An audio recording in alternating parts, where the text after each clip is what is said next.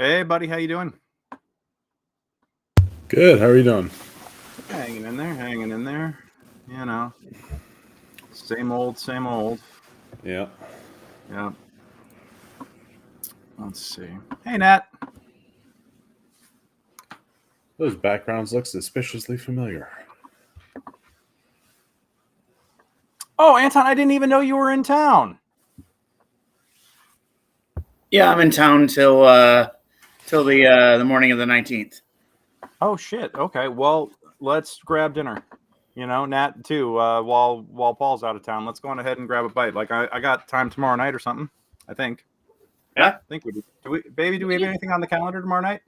What? Do we have anything on the calendar tomorrow night besides rentals that take care of themselves? I gotta open the door for one of them. Okay. Cool. Yeah, just checking because Anton's in town. Might want to grab a bite. You know. Yeah, I just have to open the door at 7. Okay. Cool. Well, we'll get you over to our favorite diner or something, and we'll just all hang out for a bit. You know, Matt, you should fly out too. I demand that you fly out last second. Now. I'll right after this game. I'll just head go to Bradley.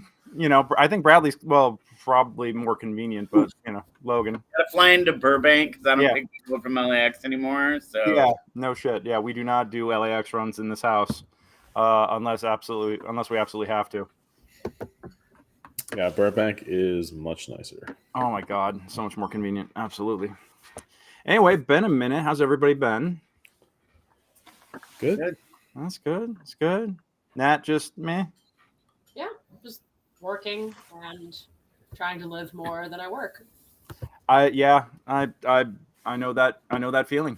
I know that feeling all too well. And yeah. And Paul should be joining us, and Lauren said she's running a little late too, but I know that they'll both be here shortly. Yeah. Well, you know, I mean, I think we give them like 3 or 4 more minutes, and then we'll jump on in and get started. Ooh, here's a quick question. Okay. Do I find a box with 700 XP in it? Did I give you guys the XP for the last battle? Yeah. You did. I mean, that was a shitload of XP I gave you for that last fight. I know, but do you have a box with 700 more in it? I mean, It always goes back to that one fight in the. Where you sat out for roleplay reasons, and you're just a little behind. Don't worry, I have a plan for you.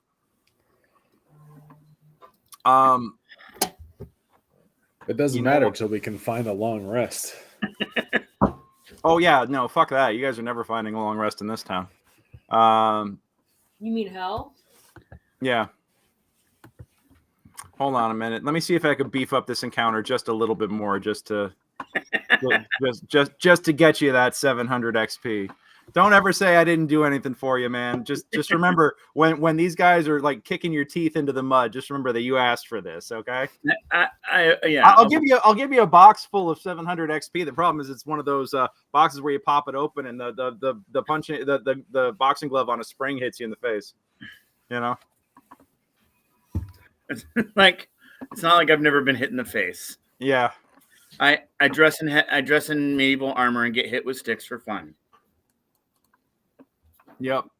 Oh man. Oh god. There's I got invited to a new Facebook group the other day, and I was like, "What the hell is this?" And I go clicking into it, and it's the LARP that I played in high school with Paul. Apparently, I guess the group is reforming under a new auspice or something because the game died like 10 years ago, right. And they're posting archival photos from like when we were all kids, you know, and it's just like, oh man, were we ever so young, you know? It's surreal, like, you know, like they're scanning in 20-year-old, you know, actual physical photos and posting them, and I'm like, we still have scanning technology? That's impressive. You know, just take a picture of it now. Mm-hmm. Yeah. Seriously. Jesus. Yep. Yeah, it makes me feel old. That's what it makes me feel. I remember when my best friend came home from working all summer. Mm-hmm. He spent like all his money, like extra money, and bought a scanner. Mm-hmm. And what he did with it is scan character sheets out of the back of books so he could print them. Yeah, the shit we had to do. I still remember downloading MP3s and burning them to CDs as Yeah. WAV files because we didn't have MP3 players yet. You Yeah. know, like I remember all that. That was Yeah. like that was the ultimate. That was peak mixtaping right there, back during the Napster era. Yeah, mixed disking, I guess. I don't know, but that was something that I was very big into. I loved being at Emerson with the T1 going back when the T1 was fast. You know, having a T1 internet line going to the dorm, and that was like right when Napster hit. Yeah. Yep. Yeah. Remember, you know, back in like 13th, 14th, 15th century, you would actually hire a minstrel to send to a lady's house to play for her. That was your mixtape. You hired a musician and gave him to her. I mean, you know, if only we could have that level of patronage today. You know, Right. I mean, for real though. You know, billionaires are too busy sending themselves into space and buying up social media networks to troll people. You know, and instead they could be commissioning musicians to you know, create works of art, music and paintings and all this other shit. And you know, that golden age of artistic patronage really should come back. I just one of the things I just don't understand. Okay, and then, like I don't want to get into politics too much about this, but okay, so say you have one billionaire who has enough money to end homelessness. Just end it. Yeah. Right. They have the money to do it. Right. And they just like, okay, I'm gonna do this, but you build a giant statue of me. And like I remember, like, okay, we'll do that. Like, why wouldn't you do it? They have gigantic egos. Like I would do it just for the statue. Yeah, I mean, like, it's only $6 billion to cure world hunger. You're telling me Amazon doesn't want to fix that? You're telling me Musk? I mean, Musk turned it down. He said, "Send me the info," and they sent him the info, and he said, "I never received it, so I'm not going to do it." Yeah, you know, I think it's because he got sued into buying Twitter. yeah, exactly. And now they called him on that one first before they called him on fixing food. He's like, I only got so much. You know, oh god, don't even. Yeah, because you're fucking with other people's money at that point. That's why. Yeah. That's why that sticks. That's god, the world sucks sometimes. Yeah. Anyway, on that happy note, let's go on ahead. You know, I think Lauren and Paul are just going to have to enter in MOS and just see how. Here. What's that? Paul's here. Oh, yay. Okay. Oh, I love it. I love it. But this isn't his Dragonborn. Oh, no, that's a turtle. All right, that qualifies. No, it's a Dragonborn. Oh, I love it. It's so cute, though. But with the hat, you know, he's got, well, you've got Frankie's ridiculous hat right now. Yep. All right, cool. So anyway, good evening, ladies and gentlemen, ladies and gentle thems. My name is GM Greg, not to be confused with the DM Greg somewhere out there in the world now. Don't worry, I've changed it. GM Greg, and I am your game master this evening. Welcome to Tales of the Tortletonis for, what the hell is it? Oh, it's October 9th, 2023. Holy crap, the year is flying by. We are now at that point where it's after my wife's birthday, so the rest of the calendar year just blows right by. Yes, we are here for Tales of the Tortletonis, where they are exploring Avernus, the top layer of hell at the moment, as they are on a quest for the soul of a old frenemy that they sometimes keep forgetting about because I keep throwing other ridiculous plots at them, like a whole campaign setting. Anyhow, yes, before we get into tonight's game, I want you to know that you can hire me to run a game like this for you and your friends, either online, like so, or in person if you are in the Los Angeles area, or hey, fly me out somewhere. I'll drive. I mean, like I'm good, dude. I'll drive 200-mile radius to run game. You know, who wants to play in Vegas? Who in Las Vegas wants to play some D&D with me? I would love that. But I should also say, you might be hearing about me actually being much more of a traveling DM shortly, as I have applied for the D20 event cruise to DM there, which is which is a cruise from Orlando to Mexico and back next April. Very, very exciting. I'm hoping that I'm going to be able to get in on that. And I've also applied to be a DM for D&D in a castle. So hey, if you guys like me or you're fans of that, please contact these event organizers. I'll throw the links up in the doodly doo below at the end of the episode. But please, give them give them a shout out for me. Let them know that you like my work and that other people would like it too. That'll help me get on these trips. It'll be a real blast to be able to run D&D on a cruise ship. I'm kind of stoked at the thought.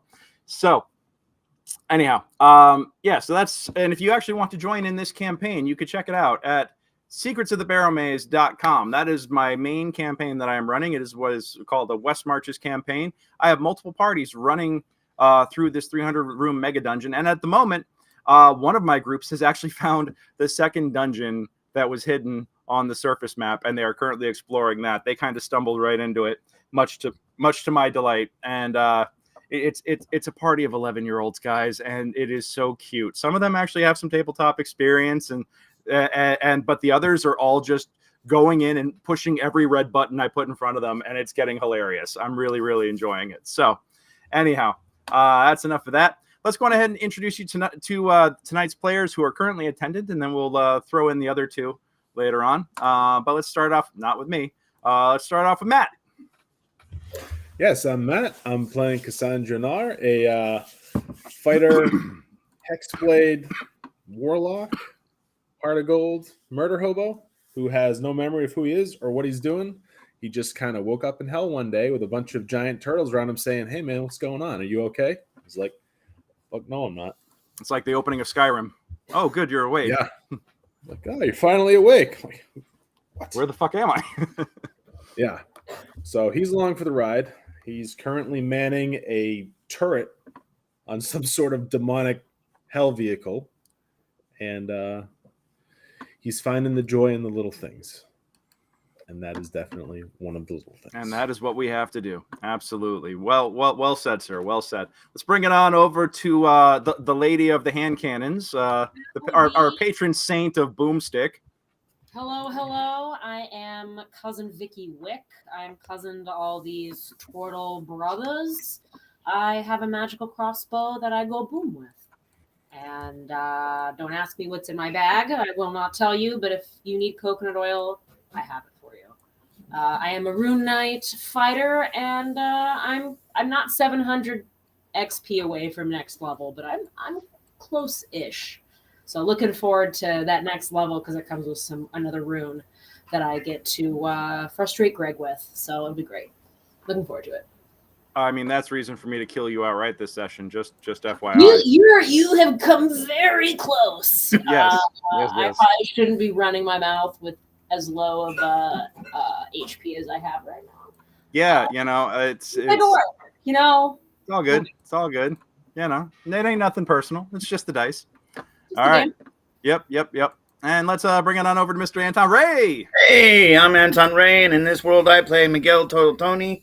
Miguelle is the youngest of the Total brothers and cousins, and I was laid several seconds after Anthony, and I hatched like later that afternoon. But I had a cracked shell, so I'm not as smart as any of the rest of everybody else. But I try to make up for it. And I just try to help them, while they do the real heroics, and with Casan and Junie, our good friends, and I just try to keep everyone fed, happy, and healthy. That's all we could ever ask for, my friend. That's all we could ever ask for, and you do a damn good job at it. So, all right, well, let's go on ahead and jump on into tonight's shenanigans. And Paul and Lauren will be able to jump in as soon as they arrive, and we will force them to do introductions that probably involve a musical genre of some sort. I don't know. I'm feeling in a very Whose Line mood tonight. Okay, so who wants to recap where we left off? Don't everybody jump in at once. Okay, we jumped off the city. What's that, Miggy? Okay, we jumped off the city, and then they cast a spell on us, and we floated down really nice. I mean, not really. I was scared, so I was in my shell the whole time, and I just kind of plummeted to the ground. But it was all right. I didn't fall too hard. And then we were there, and there was this like devil patrol, and we like jumped them, and we got them, and we put them down, and then we stole their car. That sounds about right. And now you guys are about to take off in said stolen vehicle. Matter of fact, Junie is in the is at the helm of this device, and let's see. Nope, I need to edit this real quick because suddenly it's the party of 11-year-olds that's got the encounter statted for them, and that's not right. I'll take on a bunch of 11-year-olds. Yeah, it's what would you like to do? What would you want to fight? 100 miniature horses or 100-pound, like 100 size times duck or something? What the hell is that? I'm not clever right now. The coffee is not kicked in yet. Hey, there we go. There's everybody. Definitely the duck. Definitely the duck. All right, that's fair. This is only 483 XP per player. So you know what? Because Miggy asked for it. I'm gonna pump this up. Stranger danger, let's go. Yep. Okay. So there we go. That should do it. I think that'll do it. And if it doesn't, I'll figure something out. Okay. So we now have you guys have beaten off the patrol, the devil patrol. Sadly enough, What game was this? Yes. Oh my god. Only brutes. Fucking children. Only brutes. Only yeah. I got only Beat him off brutes. real good, Greg. Hey, here comes Lauren. Perfect timing. Oh god, you guys are so bad. All right. Hi, Lauren, Lauren. we just finished beating off the demon patrol, and everyone's very calm. Devil patrol, yes, but yes. These guys don't skip leg day. I love y'all, but you're all fucking kids sometimes. Okay. Lauren, can you hear us? You got good bandwidth?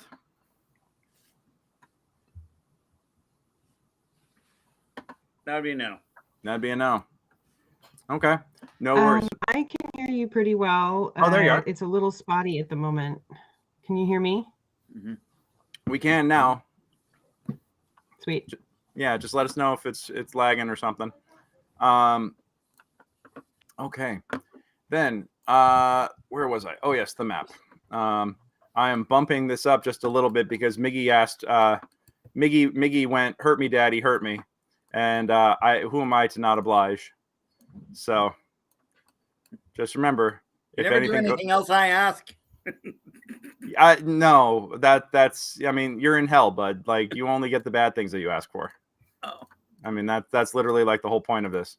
Okay, Miggy, you ran after one of the fleeing devils and gunned it down out of the sky in a rather spectacular fashion, and it plummeted down into the magma, to which it is immune, but because it was already basically dead, it doesn't matter. However, I need you to give me a perception check real fast. Okay.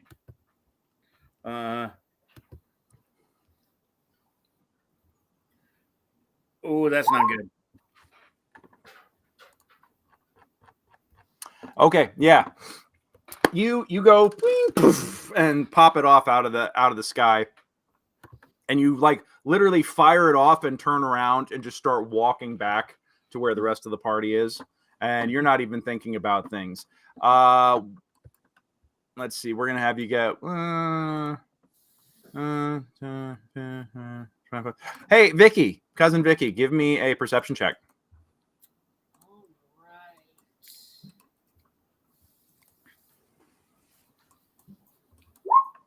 15. All right. You can't see it, but you can hear. First off, I should mention that once you guys put that soul coin into the grinder, into the demon grinder, you've been hearing the nonstop screaming of a soul in agony, as if someone is actually being burned alive. This is the soundtrack that you get to travel to from here on out, as that individual whose soul was embedded in the coin. The coin has been consumed immediately. His soul sits in the furnace and is currently being consumed slowly in the most agonizing fashion possible. But Vicki, you actually hear a shriller, higher pitched screaming, almost staccato, coming from the direction from which Miggy is walking, and it is like a Nickelback album, and it is currently getting closer and louder.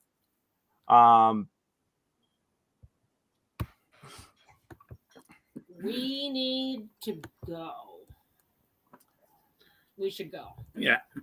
My passive perception is 17, so I assume that. Yeah. Now you see her kind of tilt her head, and you can hear it too. Mhm. As she looks, and with a 15, hold on a second. With a 15, they changed up the interface just enough on Roll20 recently that it's just screwing me up. Stealth.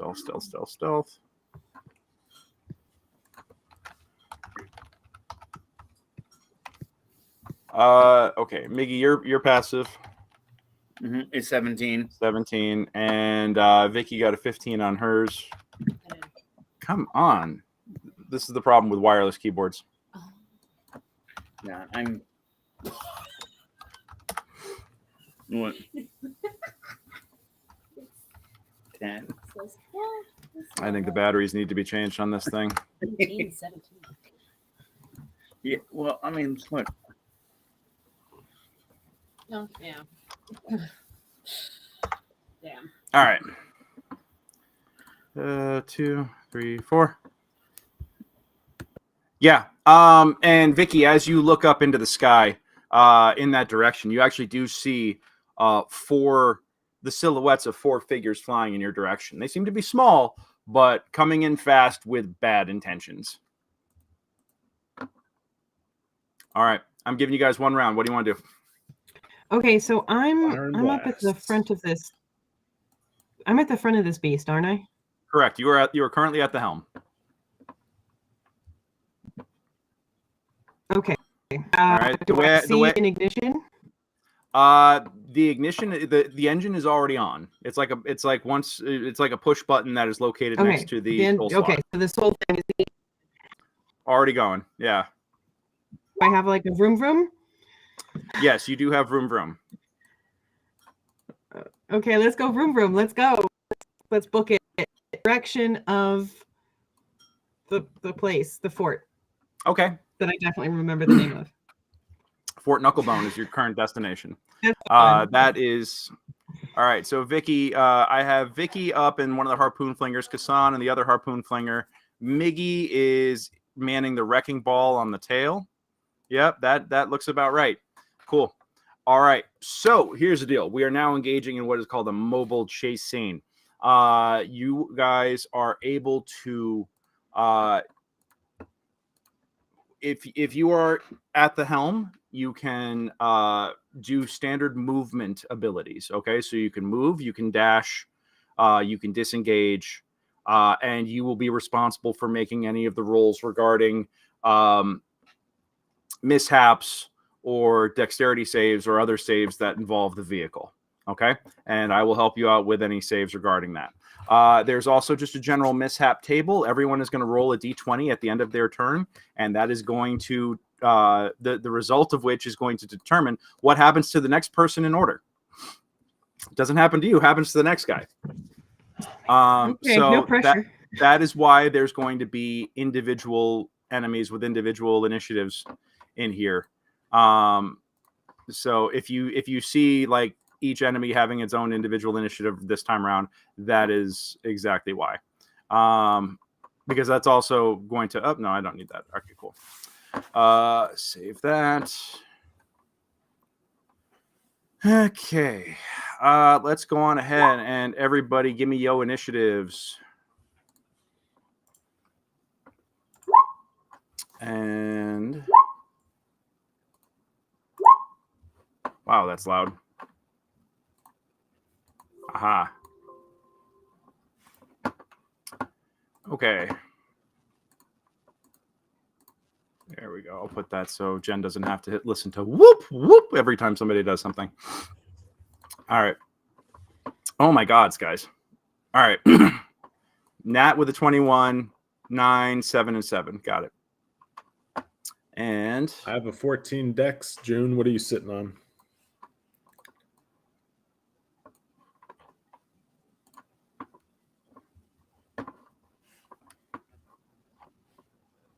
and then you. And then I'm just gonna bot Tony here for a minute. Him and his tiny army. I feel like I should put each of his little critters in the initiative order too, just because. Okay, so he got a 15. Miggy, what'd you get?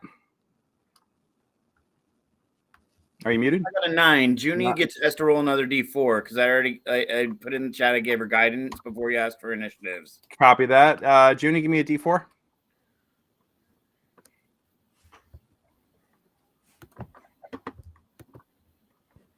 One.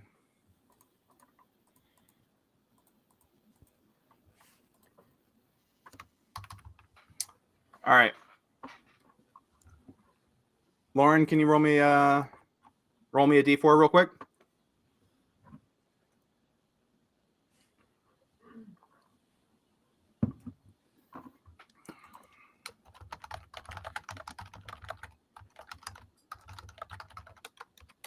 All right, I think she's lagging out. Yeah, our feed keeps getting spotty. Oh, there we go. Okay, so she goes Yeah, from sorry, 7 I to rolled 10. Perfect. Okay, all good. No worries. Cool. Well, that's All righty. good. So, Vicki, you are first up.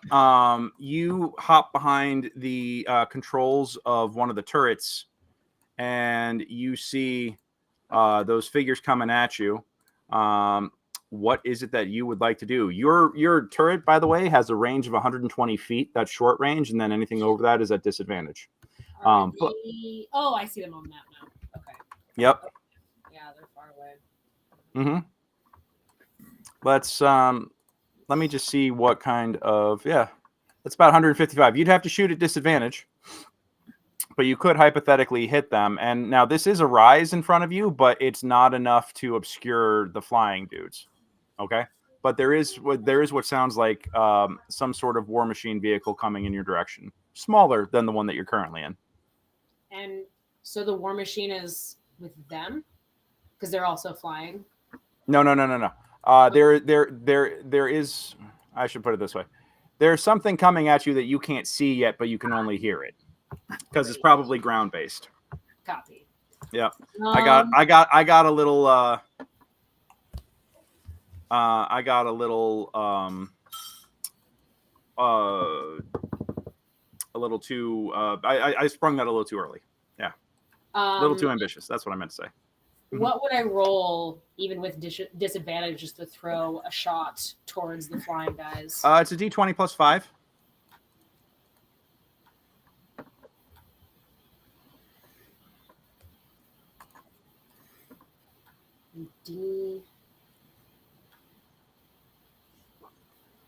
Nat 20. yeah. Holy shit! All right, there you go. It's a 25.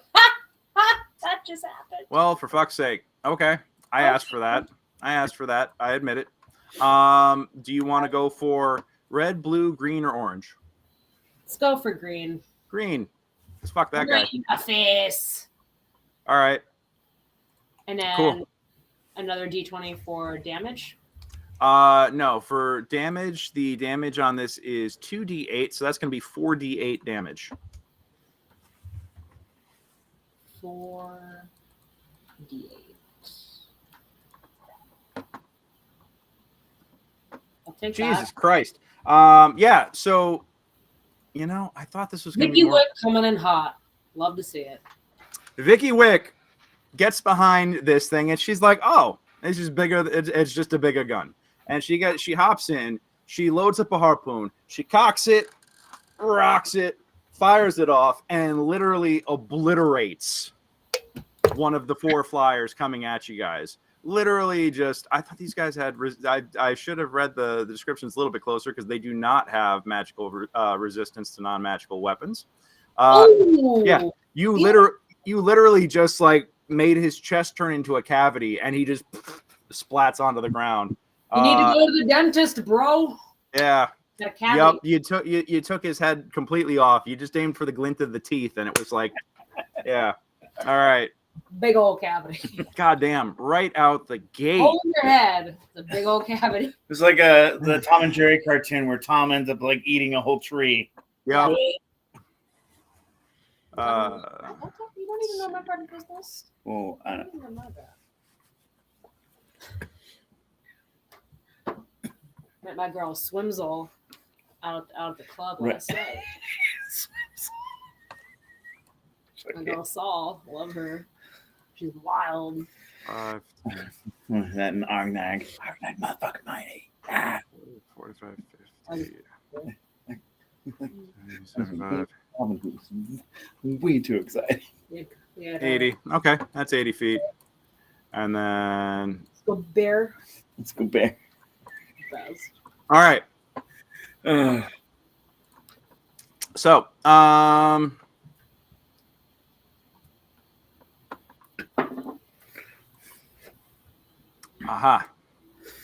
And now you hear, oh, who do we got? Oh, here's Lauren. All right. That guy is toast. And this dude, 5. Oh, no, wait, this is D. Oh, yeah, he's first.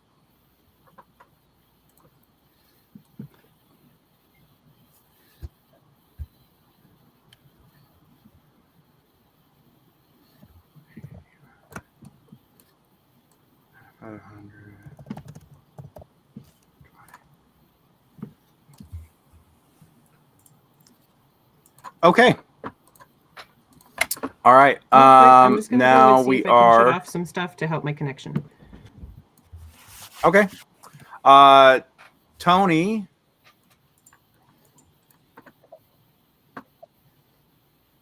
Burning hands, identify shield, silvery barbs, dragon's breath. Tony doesn't have anything right now that can help, so he's just like, all right, let's go, and he's gonna Can you not acid splash from that distance? 60 feet. That's what he got with that. So, hold on. Nope. That little, he's gonna hold his action, and the moment one of them gets within 60 feet, he's gonna acid splash. Okay. So that's gonna be his plan. He's whipping it up and getting ready to go. And now, yep, that guy's there. Yeah, I know where those guys are. Junie, it is your turn. You may now direct the ship. Which way do you want to go? Okay, can I see the fort? Like, it's not tall, is it? The fort is not on the map right now. Okay. Yeah. All right. I mean, your objective to be to survive and ideally.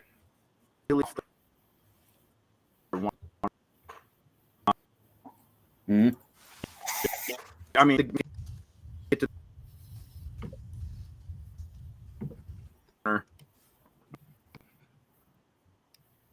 Mm-hmm. Mm-hmm.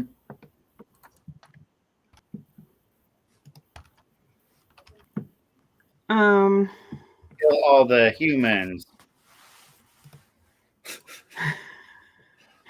Can you run that by me again? Because it chopped up for me.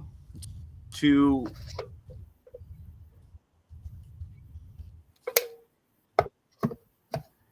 Oh, good. It's not me this having time. some connectivity. Okay. That was him. Yeah, I think everybody's having some connectivity. I'm seeing some problems on the stream here. We're trying to get it all figured out. All right.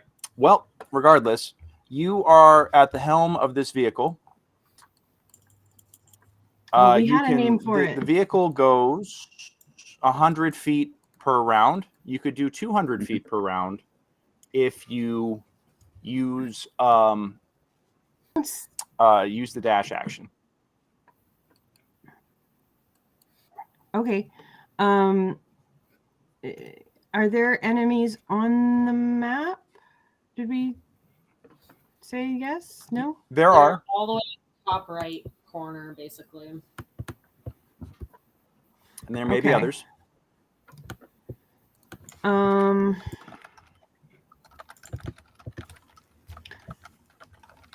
All right, I'm hearing that my internet is being really spotty. Give me 1 second. I'm gonna be right back. I'm gonna switch. I'm gonna reset my connection real quick. So, just keep talking. All right, I'm just feeling like I missed out on some stuff because of my connectivity. But okay, if there's something on the horizon, I'm probably gonna end up just dashing. That sounds Yeah, like a plan. We hear a vehicle on the horizon. We get some units in the air coming at us, I think is what we're aware of right now. Oh. Ooh. Then we definitely want to get out of the way. Yeah.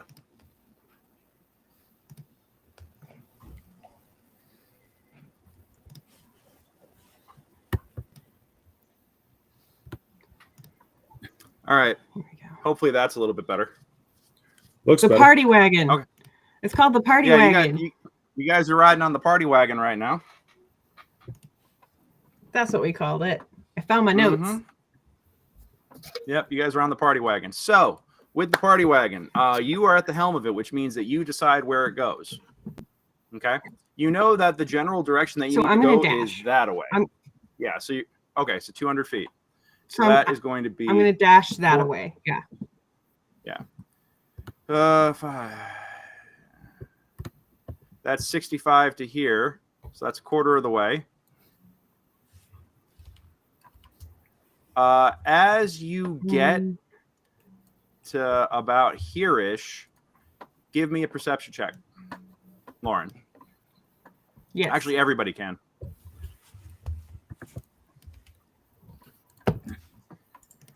13. 13. Okay. And 20 and a 7. All right. And I'm the tail. I figure I had disadvantage on that. yeah, that would be accurate. All right, Lauren, what you spot, because they're not being subtle about it, is a trio. I lost one of them. A trio of figures on what looks to be hellish motorcycles racing towards you from the road that you were about to turn up. Now, you can either continue up that way, or you can attempt to make a hard right against the direction that you wanted to go. Now, that's going to require a dexterity save in order to do that, but, you know, you're more than welcome to try.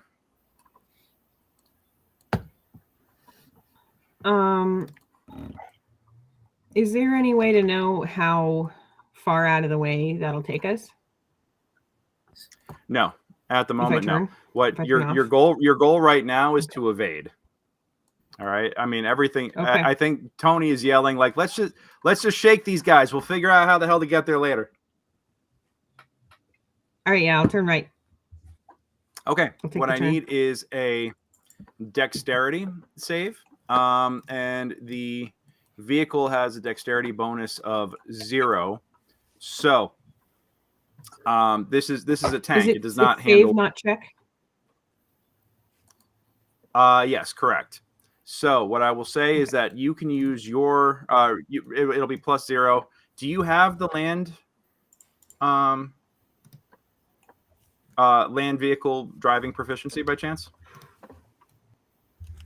Okay, so you can't add your proficiency bonus. All right, no worries. So with a 6, you don't fail it completely. The DC was 10. It's not a complete mishap, but it's going to make shit interesting. And that's always nice to hear. It's going to be fine. It's going to be fine. What are you worried about? It's going to be totally fine. Okay. Yeah, I don't have land vehicle. Junie never got a license. Oh no. Well, you know, He's from New York after all. I mean, that's fair. I never need to drive. Stat box. All right. I have to learn to park when everyone has valet. Oh my God. All right. All right. Well played. Well played. Take inspiration. I got to give you guys something. I'll do it. I got to give you guys something because, you know, bravo for the clueless reference. Thank you. I feel like I'm going to need it, is all. Magic weapons, prone deficiency chomper. Okay, harpoon flingers. Okay. Oh. Chomp, chomp, chomp, chomp, chompity, chomp, chomp, chomp. All right. In that case, already got that. And collection sources. I had this. Oh, I had this open on my laptop. That's why I can't find the tab that I need. That's why. Chases on Avernus.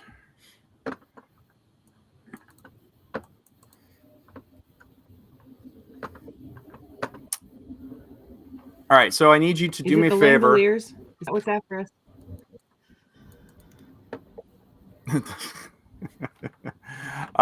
No, thankfully.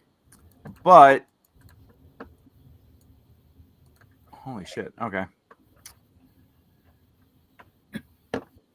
Rules.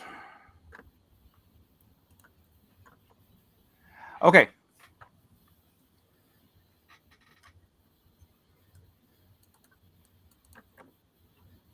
Oh, you didn't fail it by more than 5. Okay. So what's going to happen here is that you're going to wind up going, you try turning at the last second. You actually wind up turning and going straight into the wall. All right. And kind of crash it forward. Now, we're going to do, how far, how many feet had you moved at that point? About 80 feet? 85. Okay. 90 feet. Yeah. All right, 90 feet. This sounds like when I play motorcycle games in real life. Yeah. So the Demon Grinder is going to take 28 damage from impact. So that'll be brings your hit points down to 172. And the vehicle is going to lose the rest of its turn. Yeah, that's going to be the mishap that happens there because you didn't fail it by 5 or more. If you fail by 5 or more, I'd have to roll on the mishap table, and that's when shit really gets crazy. I need you to do me a favor and roll me a d20, please. Just a straight d20 roll. Straight d20? Yep.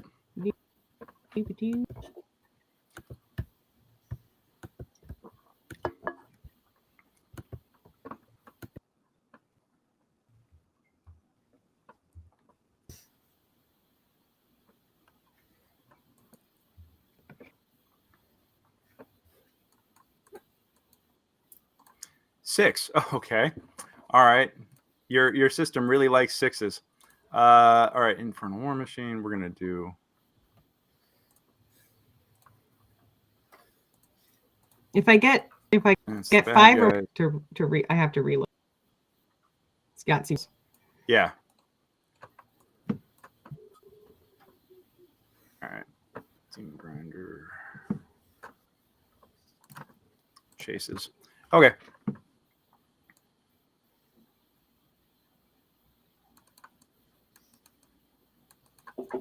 Oh, all right. Well, that's fun. All right. In that case, let me see.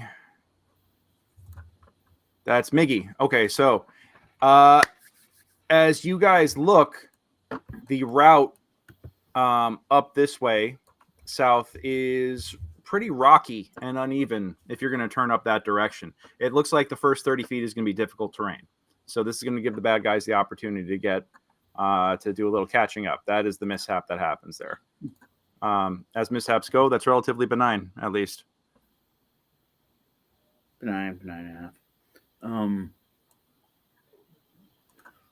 Okay. Rectangle, there we go. On to...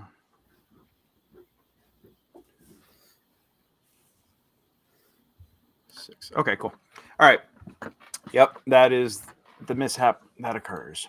Miggy, it is your turn. What do you want to do? I give Junie guidance for driving. Okay. That's it. That's what I do. Yep, no worries. Tony's like, hey, you gotta watch it with the chompers. I could chomp on these guys. All right. Do me a favor, Miggy. Roll me a d20. I don't want to. You don't want to? Okay. Well, you know what? Actually, because of the nature of this... 18. 18? Okay. No mishaps. Casan, it is your turn. All right. Do we have any bad guys in range? They are approaching rapidly. You've got some guys. Yeah, these guys in the air. Yeah. And then you got. All right, I'm gonna take a shot at these guys in the air. Okay. What's involved in loading the harpoon launcher again? You actually have to take an action to load it. It's like a move equivalent action. All right. In that case, I will just fire off some radiant blasts. Okay. Since that'll let me actually attack this turn. Okay. All right, here we go. First one, 24 to hit. Jesus Christ. All right. 8 force damage. 8 radiant damage. Radiant. Okay. Are you doing red, blue, or orange? I'll get the orange guy since he's the closest. Copy that. All right, second one going out. 17. 17 is exactly the AC. 5 more radiant. All right. Yeah, you ping him. He's hurting, but still screaming and coming at you. As they get closer, you can hear that they have their own unique banshee-like scream coming in harmony. You know, in a very discordant gothic style harmony. Yeah, as these little you haven't seen these before. They look like almost as if they were corrupted fae coming at you. Yeah, rather like interesting to see fae existing within hell, but imagine what that would look like, and that's pretty much what you got. All right, let's go ahead and bring it back to Vicki. Vicki, what you got? All right. I'm just double checking. Yeah. I'd like to. So you're saying it's a full action to load? No. Move action. It's a move action to load, Okay. and then a regular action to fire. I thought it was an attack action. No. I said it was move action. Well, I would like to try to finish Orange off, and I'd like to use my magical. Oh, you're gonna pop off with the crossbow? Yeah, All right. because I can hit him with that. Okay, Well, I can try. go for it. Jesus 25. Christ. Yeah, you're like, I like the big one, but hold on. We're just gonna go. You're loading up the big one with one hand as you just like no look and just fire off and blow through this dude. 7 points of damage is enough in the face. And Homie needs some dental work.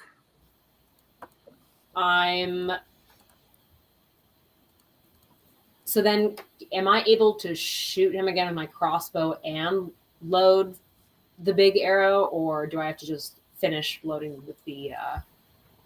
I mean, I was kind of half joking about you loading the big one as you go, but if you want, you are more than welcome to just pop off a second shot.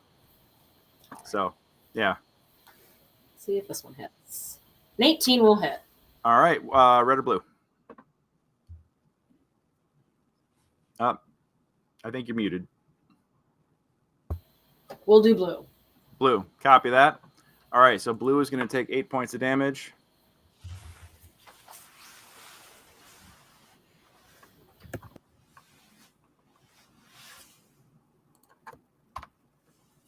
Got him. Okay.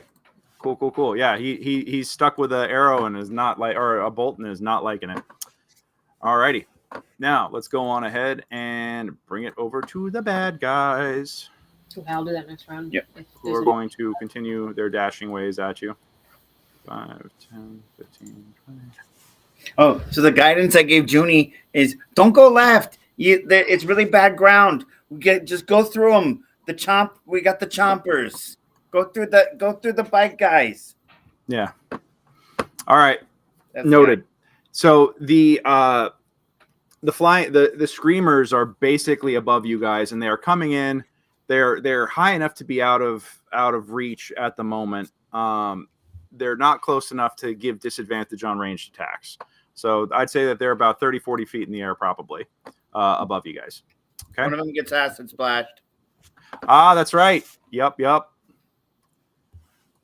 Tony casts acid splash. Actually, with them being next to each other, can you get both of them? Yes, that's what I'm going to try. So I have to make a DC 14 dex save.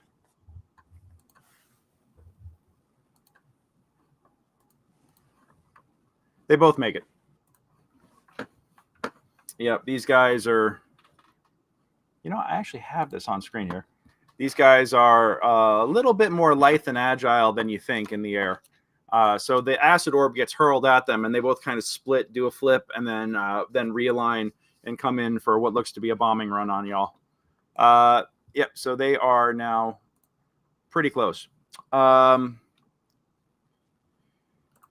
see. This dude is gonna. No, I need to grab both. There we go. 10, 15, 20. 50, 60.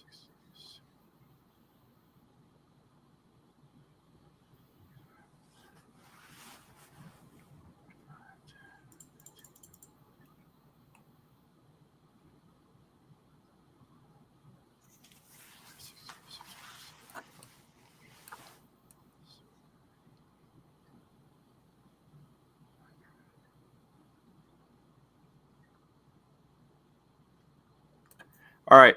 As you look around behind you, you can see another figure on a bike. What looks to be a bearded devil with a glaive on, wearing what looks to be a black leather biker vest with a 1% patch on its chest, coming racing at you guys with its glaive out and malintent. It looks like it wants to try and joust.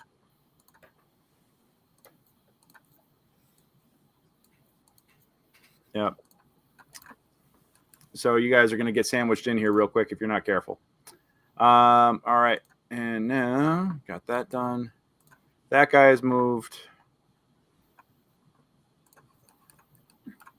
And then, oh, that's right. Hold on 1 second. Okay, so nothing there. And nothing there. These guys are going to go 5, 40,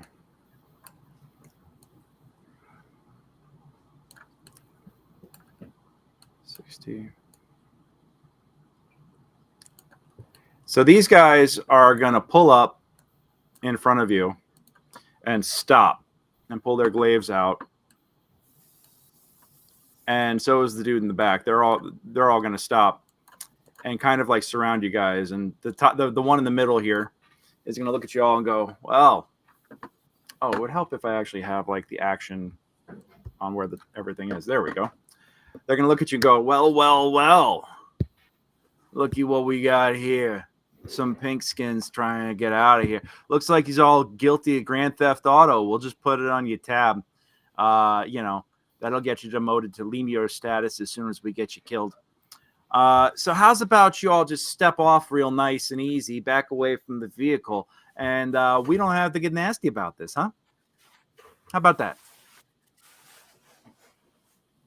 I need, let's see, he's going to do...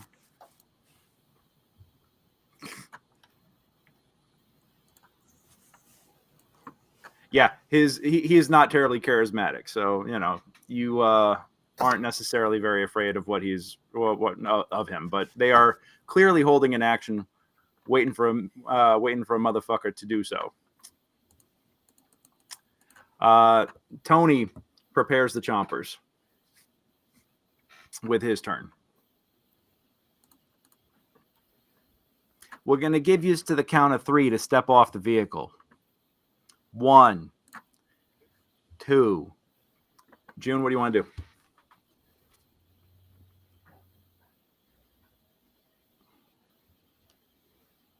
Lauren? I'm gonna sort of whisper back to Miggy. Which direction? Navigator. Left. All right. I'm gonna shout to the red guy who was talking. I'm gonna shout out to him. Bite me, and gun it. Right. Bite me, Easy Rider. Holy shit. Okay, I love that. Okay, and you pull back, you slam it into gear. These guys. I forgot I wasn't playing Bard for a second. Sorry. It's all good. I'm going to say that you're going to go charging on through. This guy dashed. These guys are out of range. Oh, and I'm leaving behind the whole crew here. There we go. This guy dashed. These guys are out of range. This dude is going to take his bike and zip out of the way. And both these guys are just going to take the rest of their 20 feet of movement at that point and just kind of zip up. Middle dude's going to have to make a dex save to try and see if he can react fast enough. Give him the chompers. Oh, we might. Watch out. He's in for some shit now.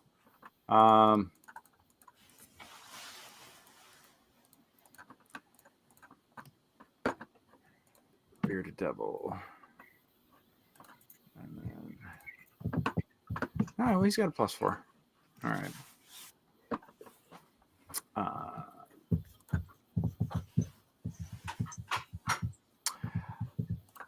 All right. Fails his save. Tony gets to roll a d20 plus 9. That is a dirty 20. And because he's technically not moving, gets advantage on the roll, so I'm doing a crit check. Nope, but it'll definitely hit. The chompers, you guys just tear through here and impact on him and broadside the bike. I think he thought he was much more impressive with his intimidation than he actually was, and is actually genuinely shocked when you guys come crashing through.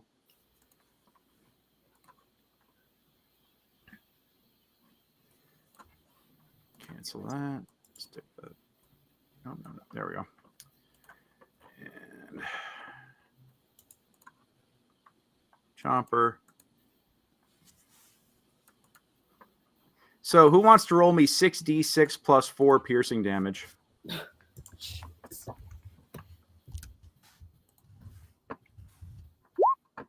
Okay, 28 points of damage from onto the. I'm going to split that between the bike and the rider.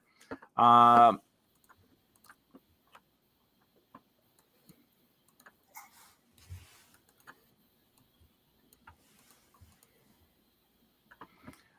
right.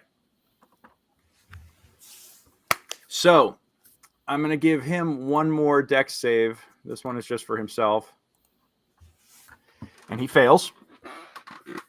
God damn. So here's what happens. You guys gun it towards him. The chompers immediately start tomp, tomp, tomp. He turns the bike sideways to try and zip up and just is not fast enough. The chompers immediately clamp down onto the bike, grabbing it. The bike's got 30 hit points.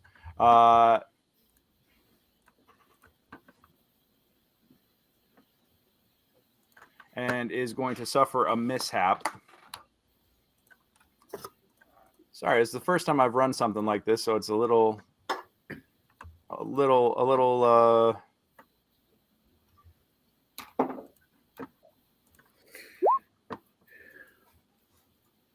Yeah, his bike immediately starts to smoke. He gets flung. He jumps off of it to try and escape, and it fails his dex save. And the vehicle is going to crush over him. The bike is actually getting chomped up in the in the grinders. And I'm sorry, I know this is not terribly engaging right now. I'm just trying to figure this out as I go. You're good. I'm savoring this guy slowly getting turned into hamburger. Yeah, I mean that's basically what's happening. Do it, man. I need let's see. Give me 4d10 damage, please.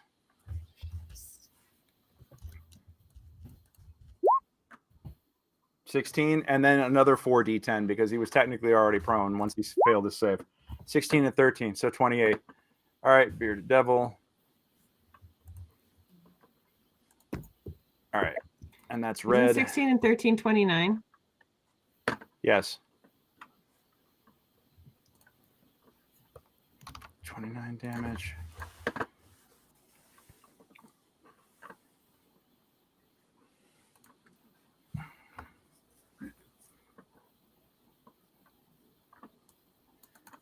I did a math.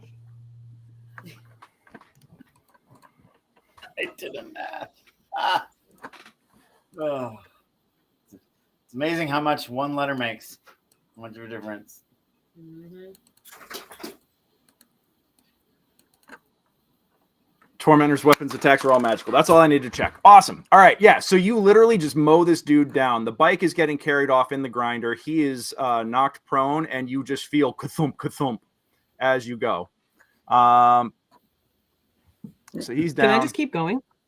Yes, you can. So that is now you can only dash so many times. So are you just doing a full dash over this dude right now? Are you just doing a full What is dash? my complete movement? If I just do a regular movement? Your complete movement is 100 feet. So that's 20 squares. You've already used up 50 or 45. Of how much? I'm sorry. 45 out of 100, unless you want to dash, and then it becomes 200. Let's just do 100. Okay. Cool. All right. These are chumps. I'm going to save it for something tough. She said, anticipating 50, the DM's wrath. 55, 60, 65, 70, 80, 85. Bold of you to assume. Okay. So that is your movement action, or that is your action. And if you want, do you have a spell that you want to cast as a bonus action, anything like that?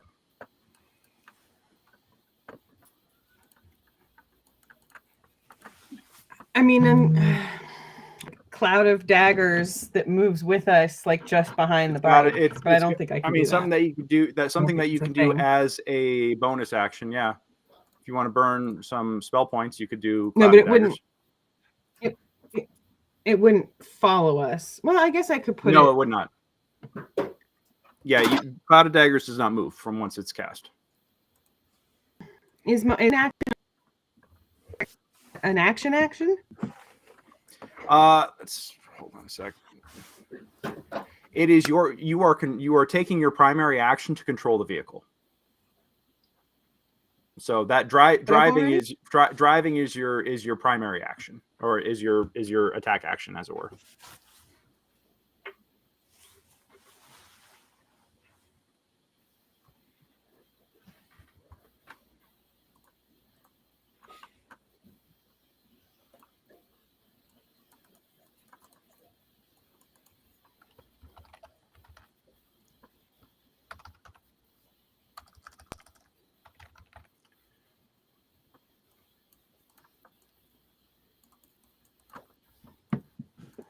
Yeah, you just have to use an action to propel the vehicle up to its speed or bring the vehicle to a dead stop.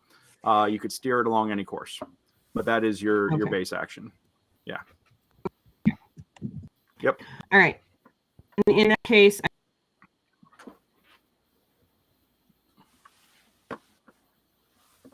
we're losing you here, Lauren. Is it my Wi-Fi or is it Lauren's Wi-Fi? Lauren's Wi-Fi. Gotcha. Okay. Tough night for Wi-Fi tonight, though. Yeah. Okay, you keep going. Got it. All right, cool. So you crush over that dude. The other guys managed to hop out of the way with the rest of their action. Roll me a d20, Lauren.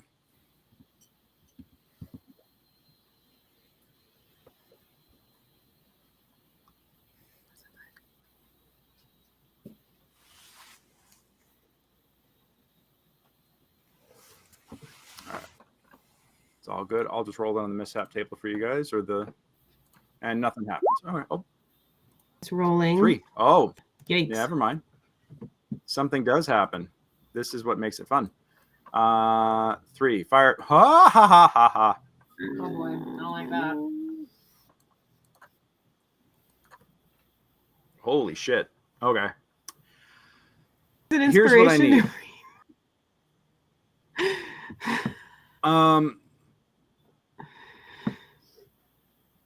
You know what?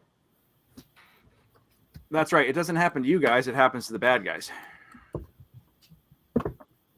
So what I want is a perception check real fast. And then Miggy, what do you want to do? Well, it depends on what happens.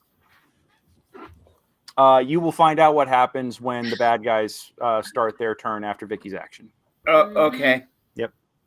All right. Well, then I am going to hold my action, which is to smash them with a wrecking ball if they get too close in pursuit of us. Copy that. All right. So you hold that action. All right. Junie, you feel it more than you see it. You are not able to see it because it is behind you, but you feel a gigantic surge of elemental magic bloom up behind you. Okay? You feel it in your bones, and you're just like, let's get the fuck out of here. Okay. All right. Casan, it is your turn. What you gonna do? I'm gonna blast. Use my action to shoot the green guy on the bike twice with radiant blasts. Copy that. 22 Jesus to 25. Christ. Yep. Nice. All right. It's gonna be total of 7. 7 radiant, and then I'll use my move action to load the launcher. Got it. All right. The launcher is now loaded. And All that's right. my turn. That is 7. Noted. All right. Cool. Vicki, you're up. What do you want to do? I'd like to load up my launcher Okay. in preparation, and I will also shoot the green guy to see if I can finish that. Nope. No. Oh no. Oh, that's not good. Okay. So, let me see. I'm going to roll. Not to get your XP, Anton. Let's go. Okay, this is gonna be fun. That guy's dead.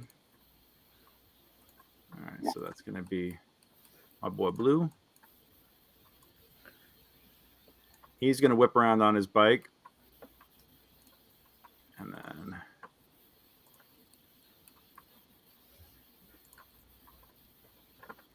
all right, 5, 10,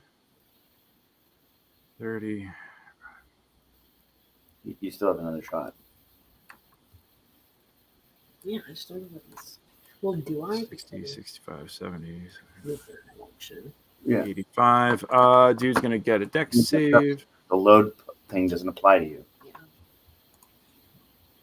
I mean, crossbow expert. And This guy gets back up and tries to actually hop on the back of his buddy's bike and misses. So Greg, Yep. Anton was just bringing up that I do have sharpshooter and crossbow expert, I mean. and crossbow expert. And so does that impact how I'm able to load the blaster? It's a significantly heavier instrument, and it actually takes more effort in order to do it. So I'm going to say that it's the same principle, just bigger and heavier. So you could take your move action and load it. You're also not moving, so you basically get a free action to fire it off once per round. Okay, you're not going to get to rapid fire it. Yeah. Yeah, but that's yeah. So you can either choose to load the thing, or you could choose to hop off and run it whatever bad guys are coming at you. Those are your 2 options. But you can basically do a full round action to load and fire. All right. So this guy is going to come at you, but before he gets there, and then this guy's going to spin back around. Before he gets there, and then Jesus Christ. 5, 10, 15, 20, 25, 30, 35. There's a big reason why I had to see where everybody was moving before I got them too far. Miggy, you watch as a gigantic, tremendous 300-foot tall gout of flame shoots up out of the ground as these guys are literally sucked into what appears to be a spontaneous fire tornado. Like you can actually see the gas come up from the lava over here, and it ignites and just spills over and just comes over in like a 30-foot wide column and just immediately goes south. Where's my... Does it make 3 popping noises right beforehand? I'm what is the significance of that? The Princess Bride thing. Anyway, never mind. Yes. Sorry. Sometimes I can't keep all the references straight. 5, 10, 15, 20, 25, 30. Okay, yeah, cool. So it comes up and 5, 10, 15, 20, 25, 30, 30. All right. Yeah, that's going to just go racing right across their path. Vehicle has to avoid, otherwise tornado envelops the vehicle and each creature. Fucking hell. Okay. So green's got to make a save.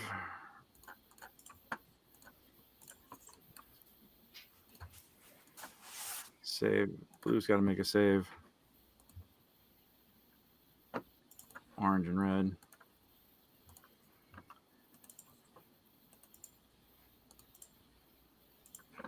All right, so that's 4.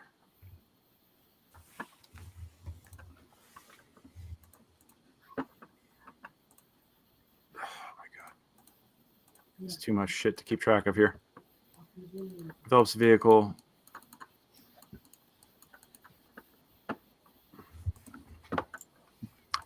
Okay, so he holds on. This guy makes it. Red dude fails. These guys all managed to hold on.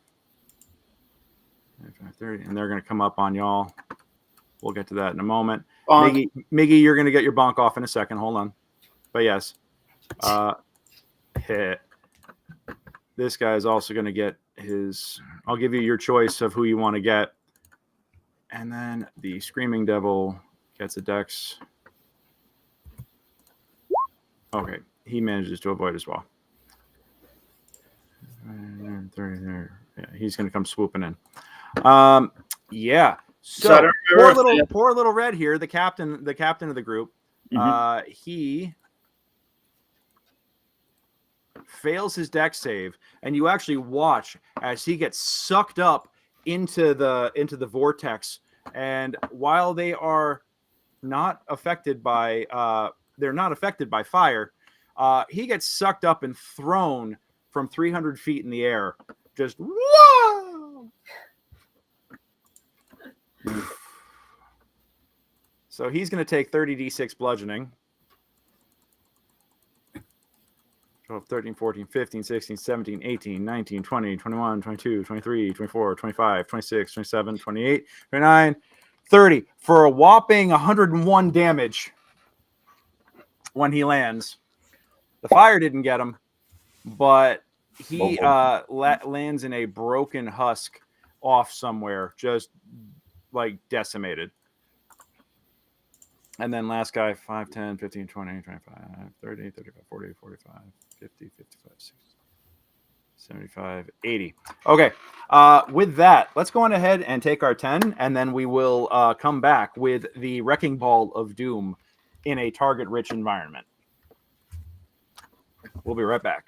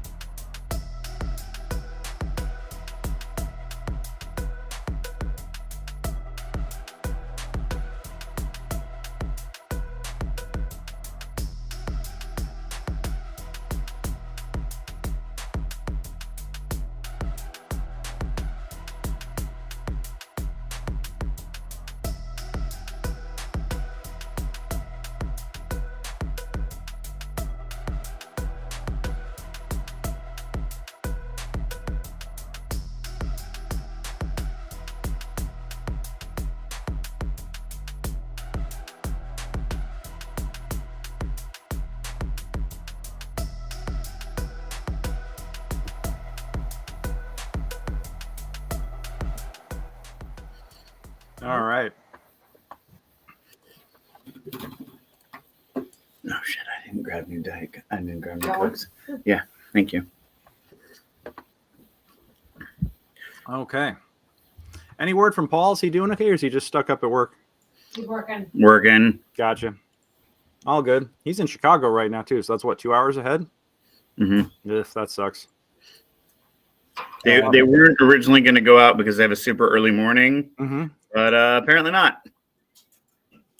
I mean, you know, I you know, when you work in that industry, you got to just be ready to go at all hours. Yep. You know. So, all righty. Well, anyhow, let's go on ahead and resume. Miggy, you watch as this gigantic fire tornado shoots up out of the lava, crawls directly across the path of the bad guys, most of whom come out of it unscathed and come jumping towards you, their bikes soaring at you. But you do see the lead biker get sucked up into it and get flung somewhere off into the distance, where he lands with a great impact. You don't see that every day. You really don't. You really don't. But you have your wrecking ball. It's a +9 to hit. Okay, so that means when green gets close, which one is green injured, right? Green is, let me see. That would be C. Green is not damaged. Okay, so I smash green into oblivion with a 28. Nice. Jesus Christ. So how much damage does it do? That is, well, technically, are you targeting the rider or are you targeting the bike? Oh, I'm targeting the bike. Okay. So that's gonna the base damage of the wrecking ball is 8d8 +4. You double the damage if the target is a structure or object. And vehicles count as objects. So I'll do 52 to that bike. Okay, 52 to the bike. Yeah, the bike gets destroyed, and I'm going to say that he takes the carryover. The bike only had 30 hit points. So the bike is going to get nuked. And he's going to take the carryover. So that's 52 minus 30. He's going to take 22 magical bludgeoning. Okay, and I tell him to tuck, and I yell tuck and roll. And that is... Well, it's just a big flail. I'm a flail user. All right. 22. And now he's got to make a dex save. Or bad things, which he fails. And let's see. There's going to be a mishap. I mean, the bike is destroyed, but I want to see if there's a chaotic mishap that would cause him massive problems. Okay, well, that doesn't... yeah, bike's destroyed. And he is going to get knocked off it. He's going to go into the wall and take additional damage from that. He should have tucked and rolled. Yeah, he did not. He tried. You got to give him points for trying. No, I use blunt weapons. Oh, God. I mean, Anton, I love you, but that one was painful. That's what he said. Okay. The wrecking ball swings back, cracks you in the face. Frankie protects me. All right. That one is C. Yeah. He's hurting. And he's going to just go splat right there. Now for the rest of their attacks. That guy is disabled. This dude is swooping in. As you manage to land on that guy, one of the screaming devilkin comes screaming in. And is going to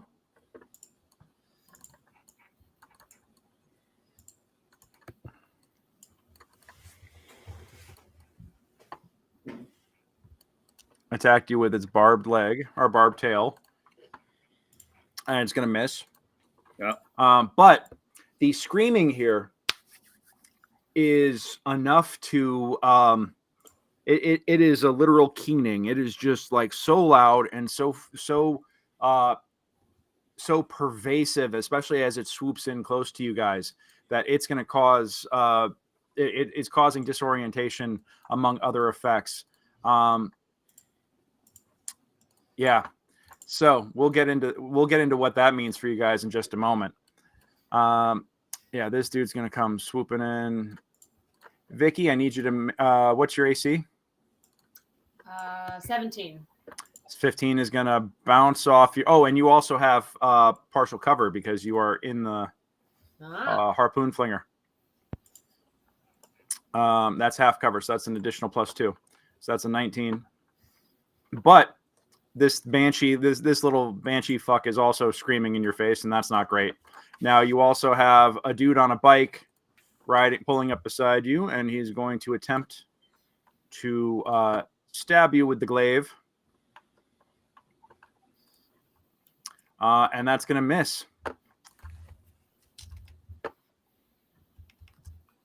And then dude on the brown dude is not going to attempt to do anything quite yet because he used up all of his turn maneuvering.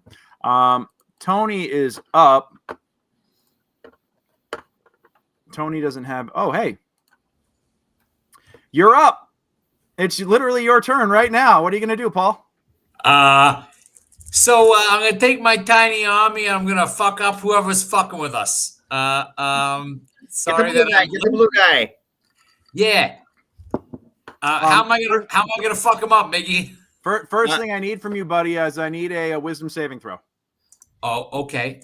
Mm-hmm. Okay. Actually, I need 2 of them. Love it. That's a 10. Actually, 10 is good enough, and it says 1 or more, so 2 of them doesn't matter. All right. And a 13. Yeah. So you hear the screaming of flying devilkin that would otherwise incapacitate you if you blew your roll. You managed to stay focused and unincapacitated in spite of the ceaseless screaming. I'm like, oh, I could build some cool shit out of that. Yeah. Now you are operating the chomper. Let's get you caught up. You're operating the chomper and the devil grinder here. You now have a there is a devil's ride currently getting ground up in the chomper. It looks like it's got about 2 hit points left right now. You can either finish it off. There's no rider. The rider got run over and then sucked up into a flying a flame tornado and got flung off to Never Never Land for literally 30 d6 points of damage. Yeah, you missed a lot. Yeah, you could hold on to the bike and just keep it in the chomper, possibly repair it. I think I'm gonna do that to repair the chomper. Okay. And put like a rack on the back in case we yeah. In case we need to I will also say that it is currently smoking as if the infernal furnace that powers it has been punctured. So can I try to use my men's spell? You know what? Yes. Oh yeah. Oh, that's blinding smoke right now. Yeah. What's that? That's We're actually in a fight right now. Well, no, there's a fight going on, but he could reach out and touch it because he is close enough to do that if he wants to try and just cast mending on it. I can also via both Tiny Tony or via Owly Have them cast it. Yeah. So if you want, you can actually send Tiny Tony scurrying up onto it, and he immediately goes, "Yeah, I got this." And it's important because the chompers are on the front of the vehicle, and this smoke is blinding, which means that you guys can't see where you're going if this smoke continues. And Junie's turn is coming up, and she's currently piloting. So. Yeah. So I'll do that. Okay. Tiny Tony comes out, plugs up the leak, and after a second or two, the smoke dissipates. What else do you want to do? You don't need to operate the chompers right now to do any more damage. Yeah, no, I think basically the mend is Well, many's at will, but touch. But that basically, I think it'd be both my action and my bonus action of channeling it through Tiny Tony. So I think Okay. I'm not going to move anywhere. So I think the rest of my time be like, how are we looking? What else do we need, eh? All right. Copy that. So, yeah, you do that. That guy, I should point out, is flying. This guy is also flying. What happened to the wing? There we are. This guy is no longer on his bike. He's still alive, but not on his bike. That dude's on his bike. I'm just making sure we got everything. And at this point, that dissipates. Oh, I almost forgot. Interesting. Complications. I think the only are we on the move? Oh, okay. Yeah, you guys are actually currently going. So, okay, cool. It is now this guy's turn. Oh, well, I basically already gave them all their actions. Junie, it is your turn, and at the top of the turn, the ground with the flame tornado that just came up past, you actually see that it eroded part of the ground with that explosion, and you actually see the ground giving way rapidly directly beside the vehicle. You guys need to make the vehicle needs to make a dexterity save, and the vehicle has a +0 dexterity.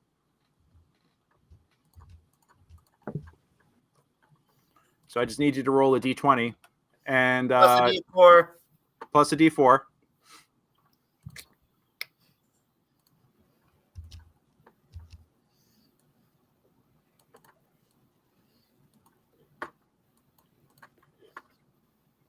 All right. Lauren's having some Wi-Fi trouble here. Lauren, you got us?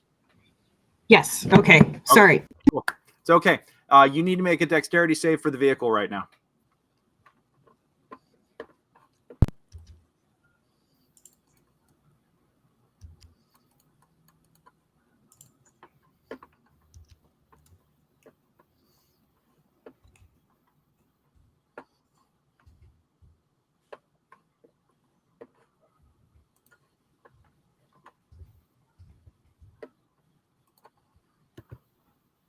Sorry, I didn't. Whatever you just said, I didn't hear it. It's okay. I need you to make a dexterity save for the vehicle.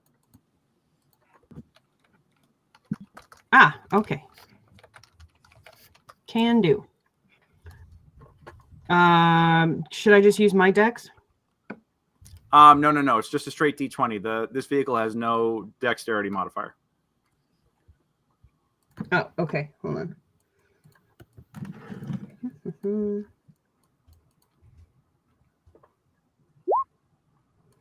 Plus a d4. Sorry, I'm trying a thing. What did it come up with? You got a 10, and then just add a d4 to it.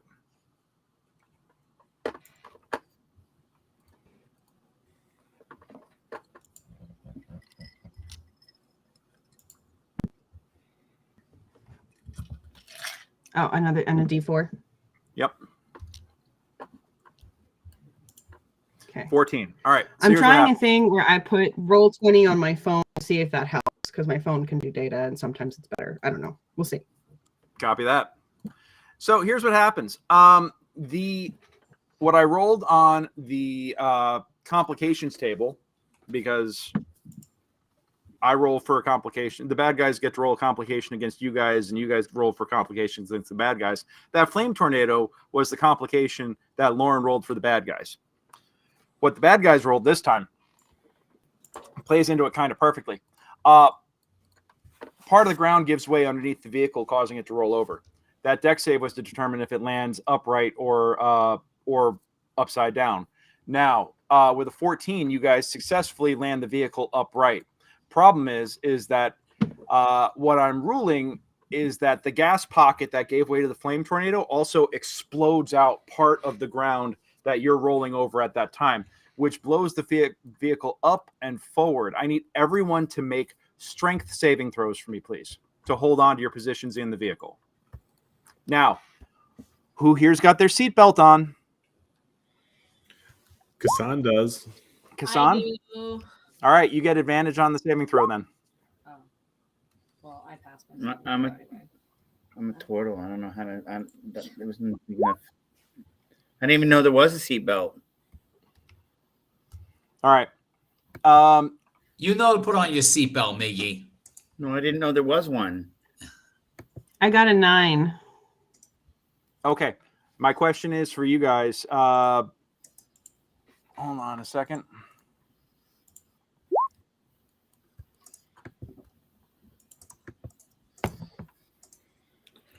As I mentioned, you guys do get advantage on your saving throws. And if you are harnessed in, I'm going to rule it to be an automatic success.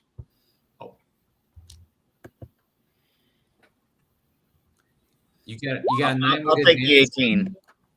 You're going to take the 18? Yeah. All right. So that's Nat, that's Anton, that's Matt, Tony. Lauren, can you give me one more deck save, or are you harnessed? I should be harnessed. Okay, cool. Then in that case, the only one who is choosing not to be harnessed is Miggy. Miggy, the DC was 20. Yeah. So what's going to happen is that the ground explodes upwards with shooting the vehicle up and forward, and it actually does a 1, 2, 3 flips in the air, and it lands on its wheels on the ground. I'm going to say it's going to take only 4 points of damage from that. Really? Okay. I rolled really terribly on the damage roll. But it's going to take a few points.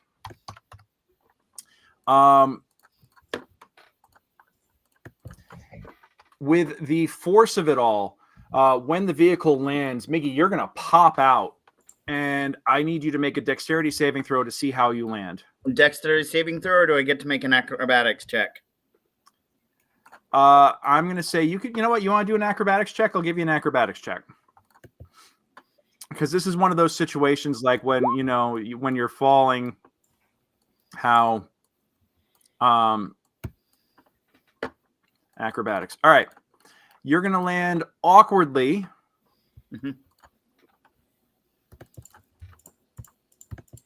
But you're only going to take 3 points of damage. Okay. Okay. Well, I had taken 4. Right. All right. So you're going to wind up, and this is going to keep going.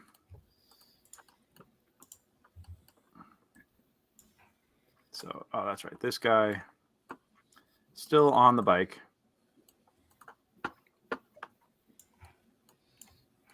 We'll say that. All right. Yeah. Miggy, you basically get bounced out of it as it lands. And Lauren, go on ahead and continue on with with your movement, or you can choose to stop right now if you want. Okay, that is now basically your turn at this point. You've been propelled forward. You took a bit of a tumble. But does this count as difficult terrain? No, this does not count as difficult terrain. Give me a perception check to see if you've noticed. Everybody, give me a perception check real quick to see if you notice the fact that Miggy's been flung off.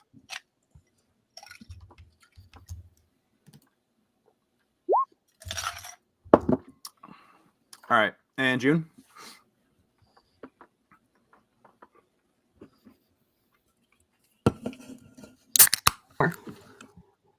24. Yeah. You suddenly feel the back end of the vehicle be a couple of 100 pounds lighter, and you hear Vicki yell, "Miggy!" as Vicki is the first one to spot the fact that he's literally been bounced out of his seat and has been dished back behind. Okay, we should stop then. Okay, so you're going to choose to stop the vehicle? Yeah, we're going to have to stop the vehicle. Okay. So you're going to wind up going about another. Can you turn it around? How maneuverable is the vehicle? Are you able to? I mean, the vehicle isn't the most maneuverable thing. and you do have a lot of momentum as you're going. I'm going to say that you managed to get about. There you go. You got about that far. Slam on the brakes in reverse.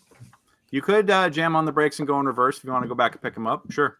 Come, start running. Not my turn yet. All right.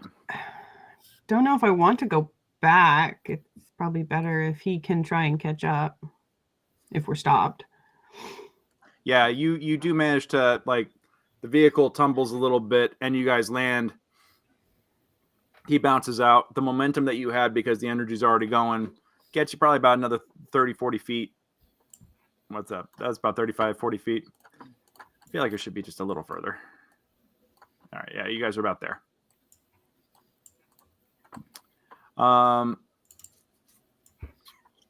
Cool. So let's just assume that you stop the vehicle, and now do you want to just wait for him to catch up, or do you want to turn back and start running towards him? Who else knows that notices that he's not in the vehicle? Well, as I mentioned, Nat literally screams it, or Vicki literally screams it when she sees it. Not to assume, Nat, unless you want to keep that information to yourself. I mean, I thought I yelled it. Yeah. I thought people could hear me. I was like, yeah, I thought that was pretty in character. And then Lauren realizes when the vehicle's suddenly about 600 pounds lighter on the back end. I'm the littlest one. Still a couple hundred pounds. Yeah, I'm like 250 pounds. But I'm like, I thought you turtles are about 600. Yeah, right? let's. I'm little let's- for a turtle. just I'm gonna little. Stop and Okay. stay where I am in the harness. Back to Miggy to get up and come back on. Okay. Cool. Come on, Miggy! All right. Cool. Miggy, it is your turn. All right. I pop up. Mm-hmm. That's half your movement. Yep. And which sucks. And so my action is gonna be to dash. 10, 15, 20, So 25, 40. All right. Yeah, you actually get caught back up. yeah. All right. I should have made that a little more difficult. That's on me. A little too easy. All right. But it's going to give the bad guys the opportunity to catch up. Casan, you're up. What All right. I don't do smash them. Yeah. Put my seatbelt on. All right. There's a crash harness in this thing. Lesson learned. I'm sure that Anthony is yelling, Miggy, you always put your seatbelt on. Yeah, because you guys have such experience with these kinds of vehicles. I'm gonna take some shots at the bearded devil on the blue bearded devil there. Okay. Little boy blue. All right, here we go. 2 radiant blasts in the chamber. Dual 24s to hit. All right. What's the damage? Okay. Got a total of 9 radiant damage. Copy that. Yep, you got him. And he takes him in the chest like a champ and is like, what? I flip him off. Okay. That's all I got. Yep. Copy that. Okay. That is it for Casan. Vicki, you are up. All right.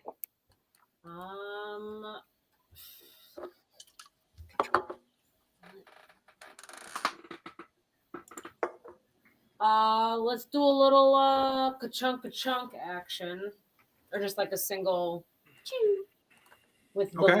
large harpoon. Okay. And I'd like to go after, I think, this blue one. Little boy blue, where he just got lit up with the radiant damage? Sure. Is he technically smaller than the other blue one? No, this is the small blue flying guy. This is the bearded devil on the bike. Perfect. Yeah, I want to go for the bearded devil on the bike. Okay. All right, and then what am I rolling? Go on ahead and roll 1d20 plus 9 to hit. Oh no, 1d20 plus 5 to hit. Pardon me. Oh, Nat 20. All right, 4d8 piercing, please.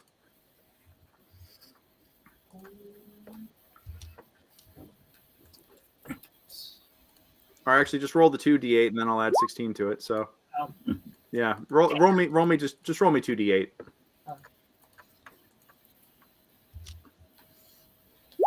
Eight. So that's 24 points of piercing damage. He takes a harpoon to the chest, and is still alive. But he took it in like the hero shoulder area. But he's like, oh, gets knocked backwards. He's gonna have to make a dex save to stay on his bike. That's probably not gonna happen with a critical hit. Devil dex save. And can I shoot him again with my magical crossbow? Yeah, why not? I'll say you chunk that off, and then with your full attack action. 17, not gonna get him. Damn. Yeah, Okay. because he got knocked prone off the bike, and as a result, I'm gonna say that you hit the bike though. All right. Yeah. So the damage on that, 13 piercing. Yeah, you wind up going right into the front tire on the bike, which is not great. Okay. This guy is off the bike currently. And the bike took the hit. And that's going to be 24 on B. I feel like devils don't believe in mufflers or suspension. Probably not. No. Yeah. Gotta be within that. Yeah, that's actually enough to kill him. Love it.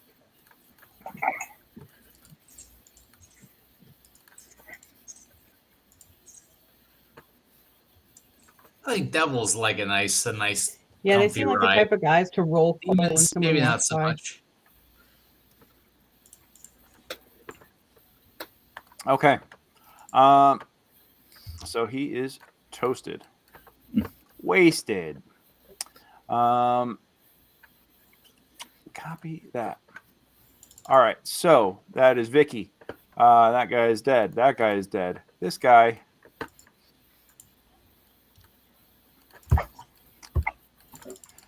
I'm going to say that at this point, these guys are feeling pretty beat.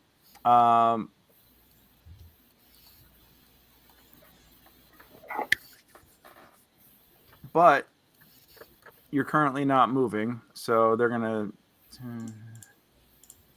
5.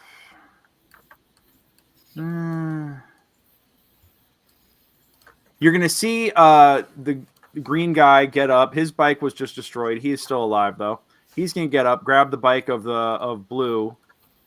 Orange guy is going to stay on his bike. They're going to talk amongst themselves. And they're going to send the Devilkin at y'all. But they're going to sit back for a minute. Yeah. And you're going to get 5, 10. That means Vicki Wick's gonna chunk. 40, 60, 65, 70. I think they were riding away. Okay. Yeah, I'm just going to do that. If it was close enough for one, it was close enough for both. All right. Yeah, these guys seem to be like gathering themselves and figuring some shit out. They're going to hold their actions for the moment. But the Screaming Devilkin come in and get all up in everybody's grills. Tony, I need you to make me another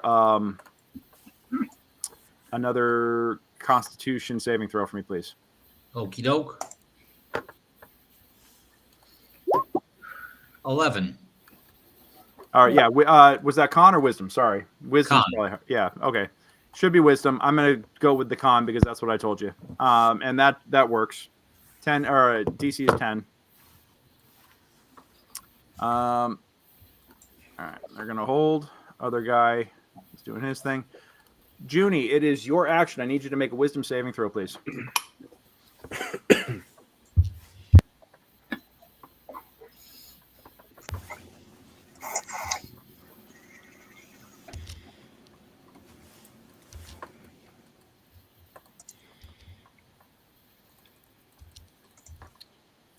21 makes it. You're good to go there. All right. Nice. And you've got Miggy back in. He's all secured in. What do you want to do? I'm sorry. Could you say that again? I said Miggy is secured back in the vehicle. What do you want to do? Let's you wanna get going move? again. All right. You're going to move, dash. All right, cool. So in that case, as you go, Let's dash. Okay.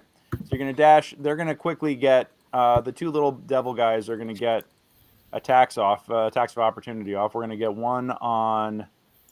I'm going to say one on you, Junie, and one on Casan.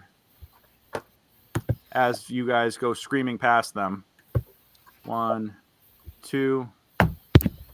But you're both you both have cover. Actually, Vicky's got 3/4 cover. I mean, Junie's got 3/4 cover.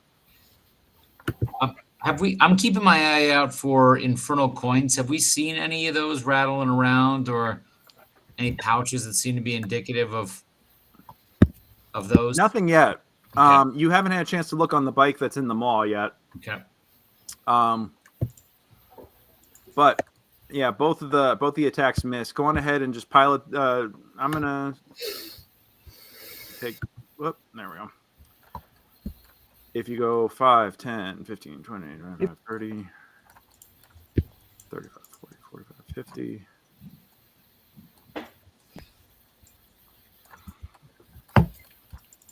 $70, 85, 90.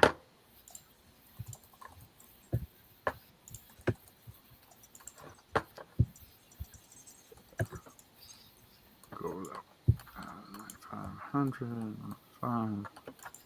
Yeah. You do recognize the fact that you now have a decent shot at getting out of here. Put you guys about there, I think.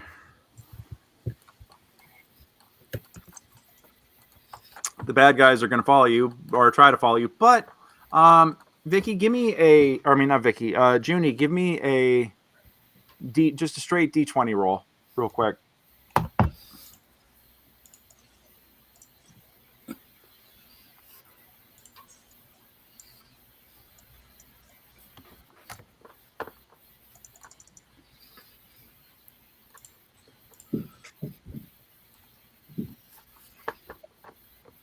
Lauren, can you just give me a straight D20?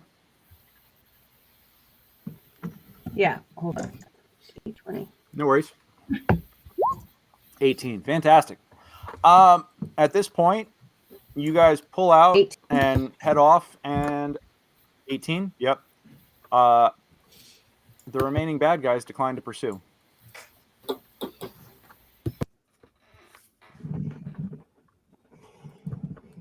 We are out of here. Yep. So you guys take off, and you're zooming through the desert. So it's been about a grand total of 10 minutes since last session, Paul, just so you know, like just to get you caught up. As you guys were getting on board, a whole group of devils on motorcycles with some air cover came zooming in, and it became a race to get through.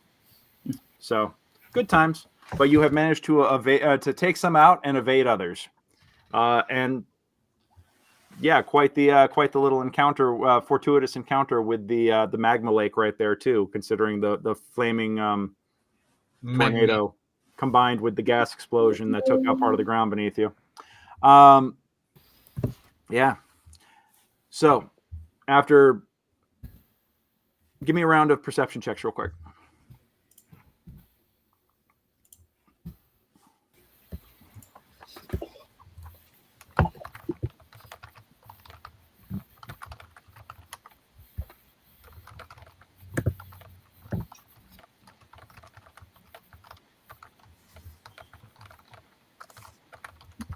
All right. 21. Yeah. It was the first one. Sorry, it double clicked. All good. All good. So, from the looks of it, you guys believe that you are now just cruising through this hellish desert landscape to yourselves. Now,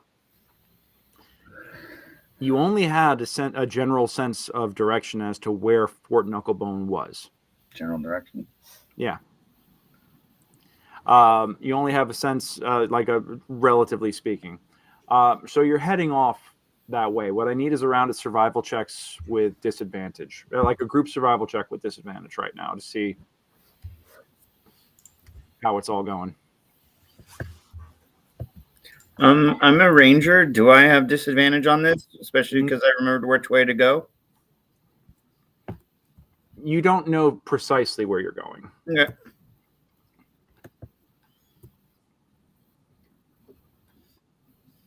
Jesus. Okay. I might not know my prayers, Vicki says, but I know which way is north. They made religion an intelligence-based thing. I don't understand why, but sure. I feel like it should be wisdom, but 18. that's that book knowledge kind of thing. Okay. Religion has nothing to do with faith. I got an 18. I don't know. Got it. 15, 19. Okay, Casan, Tony, Anton. So I got 2 successes and 2 failures. The third one, and 18. So that's 5 right there. So or that's 3. That's 3 successes. All right. So with that, you guys are actually heading relatively in the right direction. You drive for an hour. What's up, Paulie? Yeah. So with the mending, can I, if possible, after we're about like 5 minutes clear that we're clear, of like ask if we can pull over and try and basically, if the bike is in decent shape now, basically try and pull over and basically see if we can hook it up in the rear or on the side, of like finding a place to not have it in the chomper where we can kind of tool a little mini bike rack. Do you want to make a sidecar? I mean, yeah. I mean, like something that's we're carrying it, something deployable potentially, or is there an area where we can stow it on board that isn't? So this does have enough room for, was it for 6? I think, or for 8. Yeah, the vehicle you're in has enough room for. The Demon Grinder has room for 1, 2, 3, 4, 5, 8. It has room for 8 total. So is there a little slot that we can basically clamp it in? And so as we're moving along, I just continue to. I mean, you can't fit the bike in the seats, unfortunately. It's a little too big for that. No, but like one of those truck-mounted bike racks. The best option that you guys have for a bike rack, honestly, is to modify the chompers. That would be your best bet. Is that you Seems could actually carry? I don't know. You could carry the bike in the chompers and then deploy it from there. That would be the best bet, because this is a pretty sparse vehicle. You don't want to get in the way of the grinding tires. You don't want to get in the way of the wrecking ball, and you don't want to sit something next to the harpoon cannons.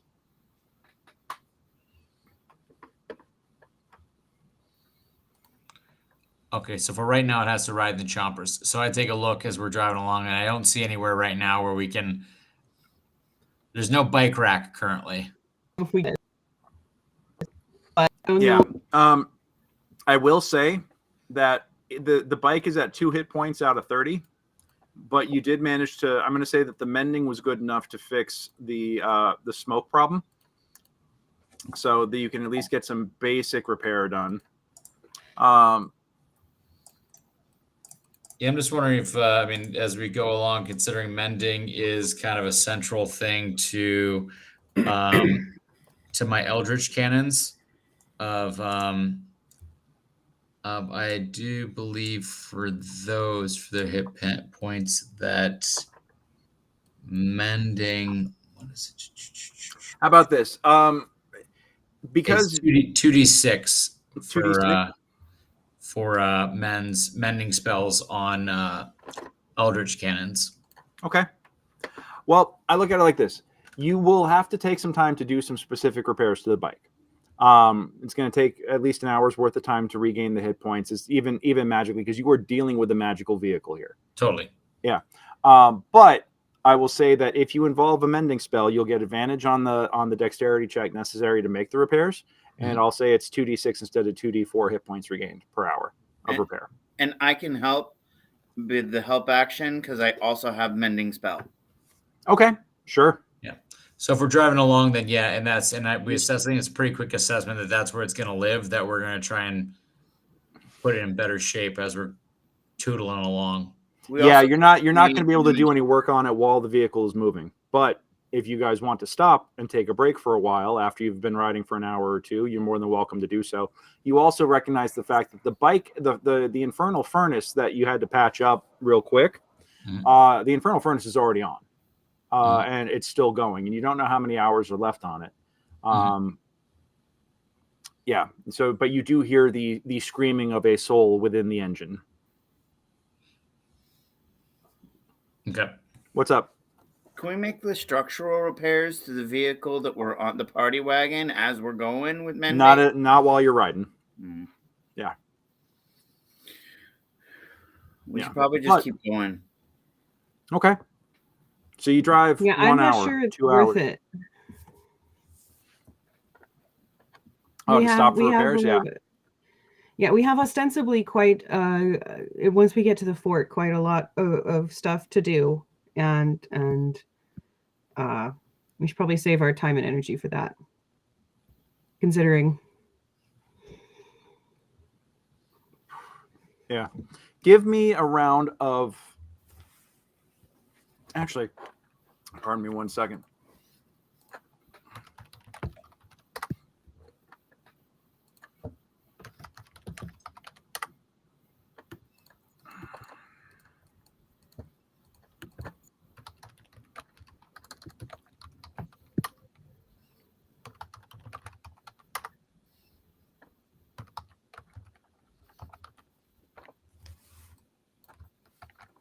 So that's 1, 2, 3.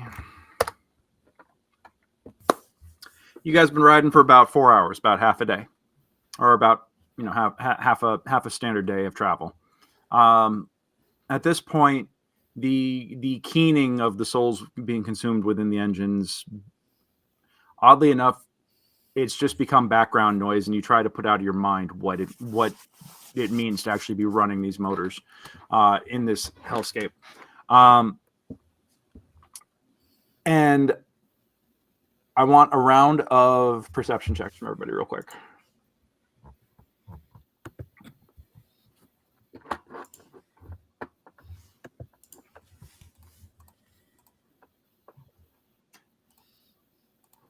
All right. 21. Okay, 21, 24. Hold on 1 second.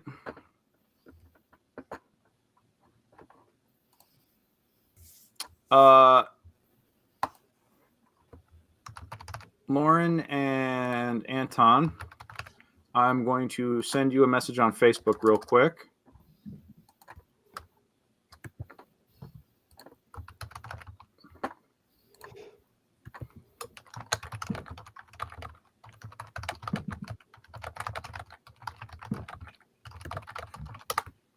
All right. Check Facebooks real quick. Let me know what you want to do about it.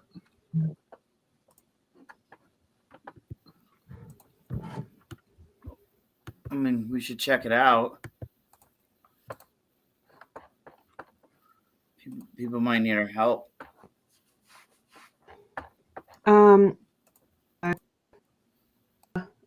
Do you think it could be? Is that the direction of the fort? Could that be the fort? It's in the general direction that you're heading in. Yep. But distance is weird here, so Okay. Yeah, I think we should. What do you guys think?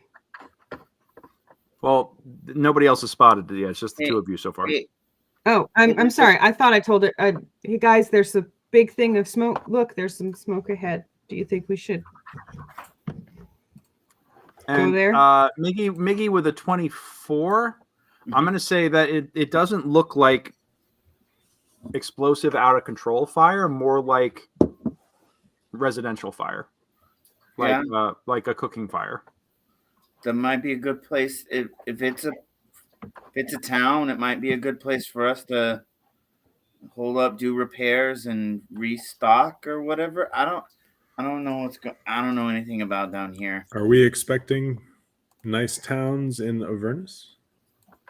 It feels a little too much to hope for that we might actually get a rest, but it's either a town or a camp or the fort. Well, they can't all be soldiers, right? I don't Any know. of those to me is worth going towards. Let's see here. Can I do a history check to see about if there's supposed to be just towns, etc. in Avernus? Yeah, give me a history check. This is going to be a higher DC because that's very specific information. Perhaps it's the local country club. Arcana, planes of existence, really? I'm gonna see what Frankie thinks. 25. Jesus Christ. Okay, so you fucking 25. That's an Arcana roll.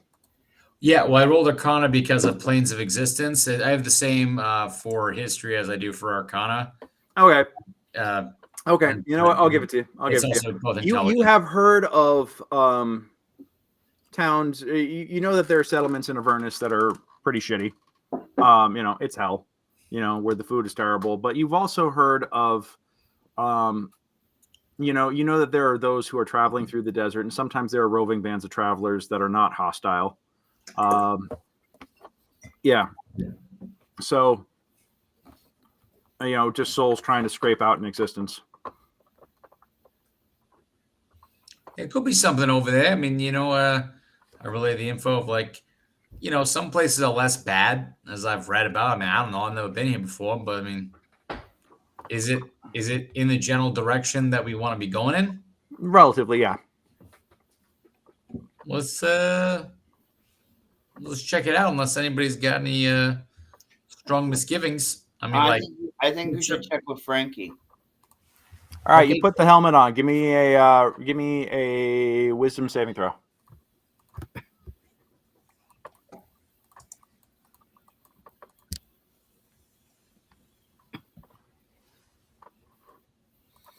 All right.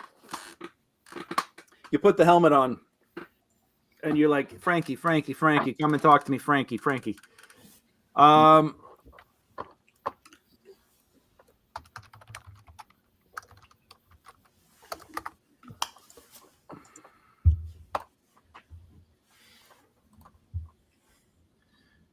Yeah, all right. You take some time, you close your eyes, you focus, and you hear. Mm-hmm. Hey, what are you waking me up for? Okay, so I know. Okay, I'm gonna do fast. So we're going to. There's this plume of smoke, and it could be a village, and we're in Inverness, and we're not really sure if we should go do it. Should we go do it? Yeah, sure, yeah, sounds fine. Okay, yeah. Frankie says it sounds fine, and that we should be okay to go do it. Yeah, and hey, Miggy, you should be looking into ways to get me out of here because this kind of sucks.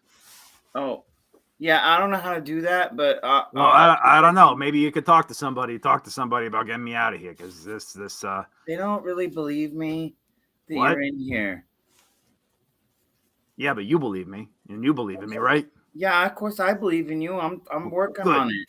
All right, okay, well then work harder. It's just really hard. I don't listen, little brother. I don't care how hard it is. You got to be up to the challenge. Are you a Tortletoni or are you not a Tortletoni? I'm a Tortletoni. All right, so get to it. Okay. Get me out of this thing. You got to be the responsible one now, okay? Oh God. Okay. What? You think we could trust the flesh bag in the wannabe the wannabe shell? Flesh bag. Oh dang it! You're not Frankie. What? Ugh. Take the helmet off and shake it. Ah! I want to talk to Frankie, not someone who says flesh. This is bag. Frankie. Put the helmet back in the Do bag. you want to make an insight check? Oh, I don't know. Sure.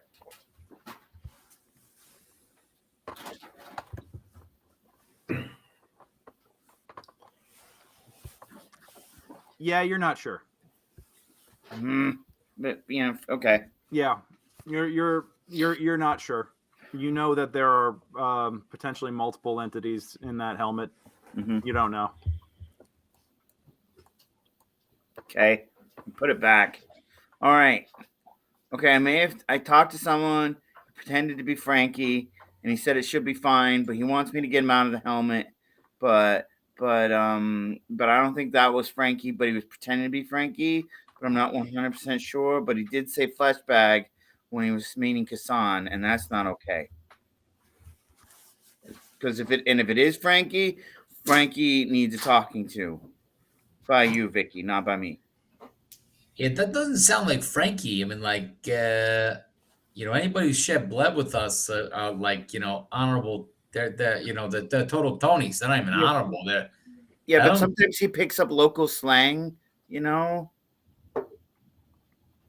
but like, I don't know. That's pretty suspect. Not to puff your ego, Casan, but Frankie kind of like took a shine to you because like you jack shit up like he does. So like, I don't think he throws shade, because like he likes people that can like clobber heads.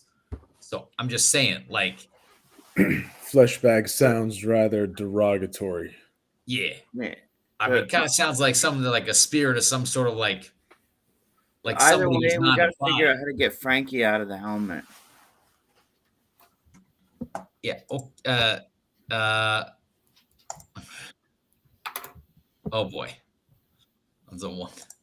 I'm trying to remember whether or not I had any idea whether Frankie's. I think I just determined a while ago that I didn't think Frankie's in there. Yeah, and now you're like, well, Miggy's talking to something in there, and you're like, There's definitely something in there. Yeah, there's something happening. There's a question mark. Yeah. Okay. So yeah, you got a question mark, but you're like, you're having a tough time figuring out what happened to Frankie, what else it could be. Like you're just like, I don't know. I'm confused. I'm really freaking confused. Yeah. Yep. Okay. So,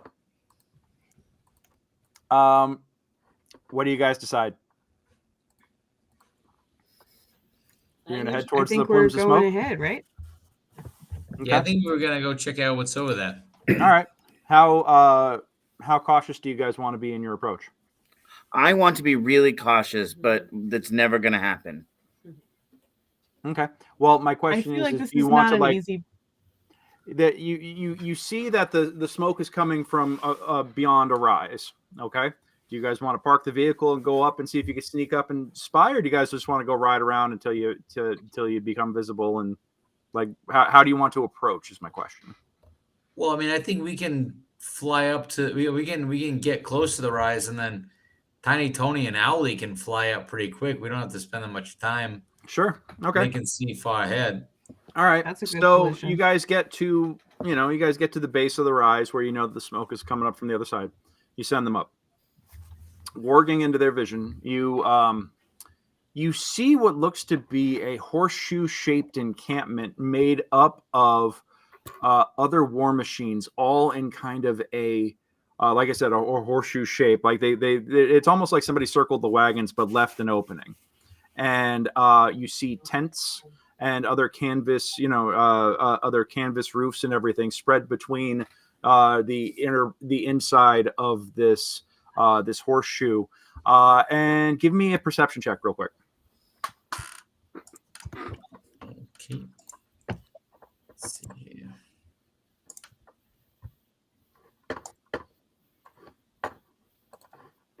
All right. With a 15, I'm going to say that you 23. also. Well, no. Sorry, I meant that only for Paul. My apologies. Oh, sorry. Because he's got his eyes in the sky looking at all this.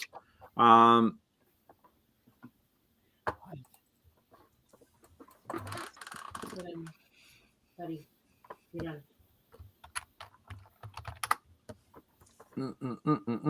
Where is?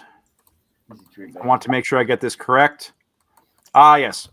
There is a sign at the base of the opening. Okay, or at the opening of the horseshoe shape. A sign posted on what looks to be the side of one of the war machines that makes up the perimeter, and it's really weird, Tony, because you're looking at this kind of stereoscopically, one eye through each of your little spies in the sky. One of them, in one eye, the sign looks like it reads in some sort of infernal arcane scribing, and then the other is seems to be in simple common, and it says, "All are welcome here. No fighting, no spell casting, no exceptions." Double underline. And you also see that there are you could see movement between the gaps in the tent ceilings, and you could see people milling about in there. And beyond just like the normal screaming, keening of the infernal engines, you can actually hear. Well, you can't hear much beyond over the screaming, but you're just used to that at this point. It almost is like a white noise machine.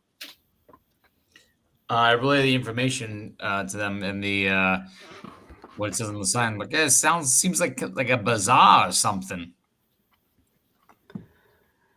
It is rather bizarre. I mean, like, no, Miggy, not like a strange. I mean, it is strange. Wouldn't help. I mean, like a place where people gather to trade, like a trading post, like a marketplace. Yeah.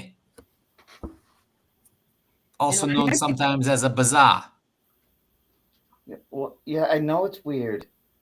No. Sometimes, Miggy, they call a trading place a bazaar, and there are bizarre things there, but it's one of those words that can mean more than one thing. Oh, I hate that.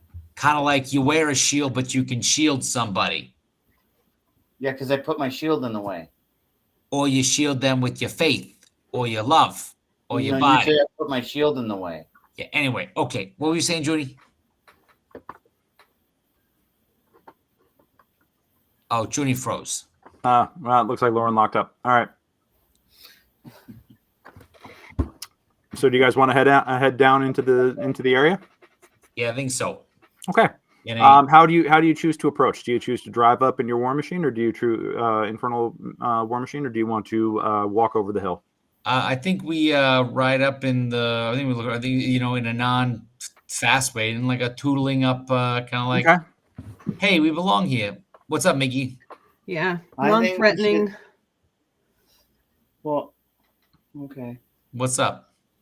Well, I think that maybe a couple people should take the bike up in there and see if they can't trade it away, and then and then we can like work on fixing this thing, and one person we could go trade, so we are not they're not looking for all of us all at once, and they're not looking for this vehicle, and it would just seem like it would be, if I were tracking someone, like it'd be harder to track a bunch of different things than just be looking for the one. I'd be looking for the one big thing. Well, I mean, I think you're thinking a lot, Miggy, because I think if we got problems, I don't want any of us to be alone. And if they're trading, trading for the bike is trading, and if they try to stiff us, we can just ride away with the bike. It's not like we're.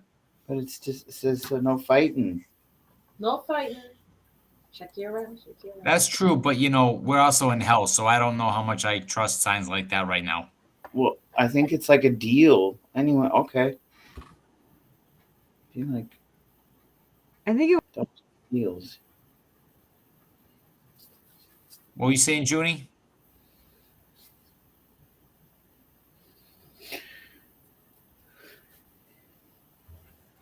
Lauren, I think you're locked up again. Junie's deep in contemplation again. Yeah. Junie's trying to keep the engine running. The engine's sputtering right now. So. Okay.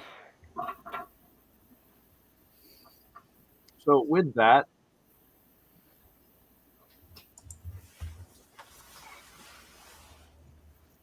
you guys go on ahead and just putter around the rise and come around to the front of the camp. And drive on up. Very comfortable. Very comfortably, very naturally, straightforward. You do spot a couple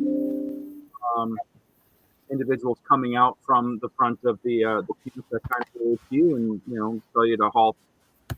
Hand signals. They are like stay back, stay back, and they come up and kind of look at you. These individuals are goblinoid. There's a pair of goblins, but if goblins were from hell, like they've got like very, very deep green skin that still seems sickly somehow. They are, of the damned. They've got red eyes that kind of glow and long clawed fingernails. And they are wearing simple, loose pants that are pretty tattered. But they also seem to have tattoos on their shoulders that almost seem like a bit of a matching tattoos that almost seem like a uniform. And they have long black hair tied back with a gold band. And they... Does anybody here speak Goblin?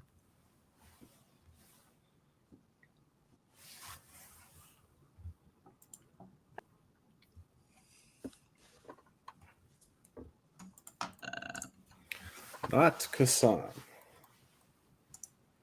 Can we have somebody who had one of the languages spells? Do you have? Oh, yeah, Casan did. Or does. Yeah, except I don't know if I currently do with my... You do not in your current state. Okay. I speak. You speak Goblin? What language? Goblin. Okay. Goblin. They're basically saying, hey, hold up. Stay right there. Don't come any closer. The boss is coming to meet you.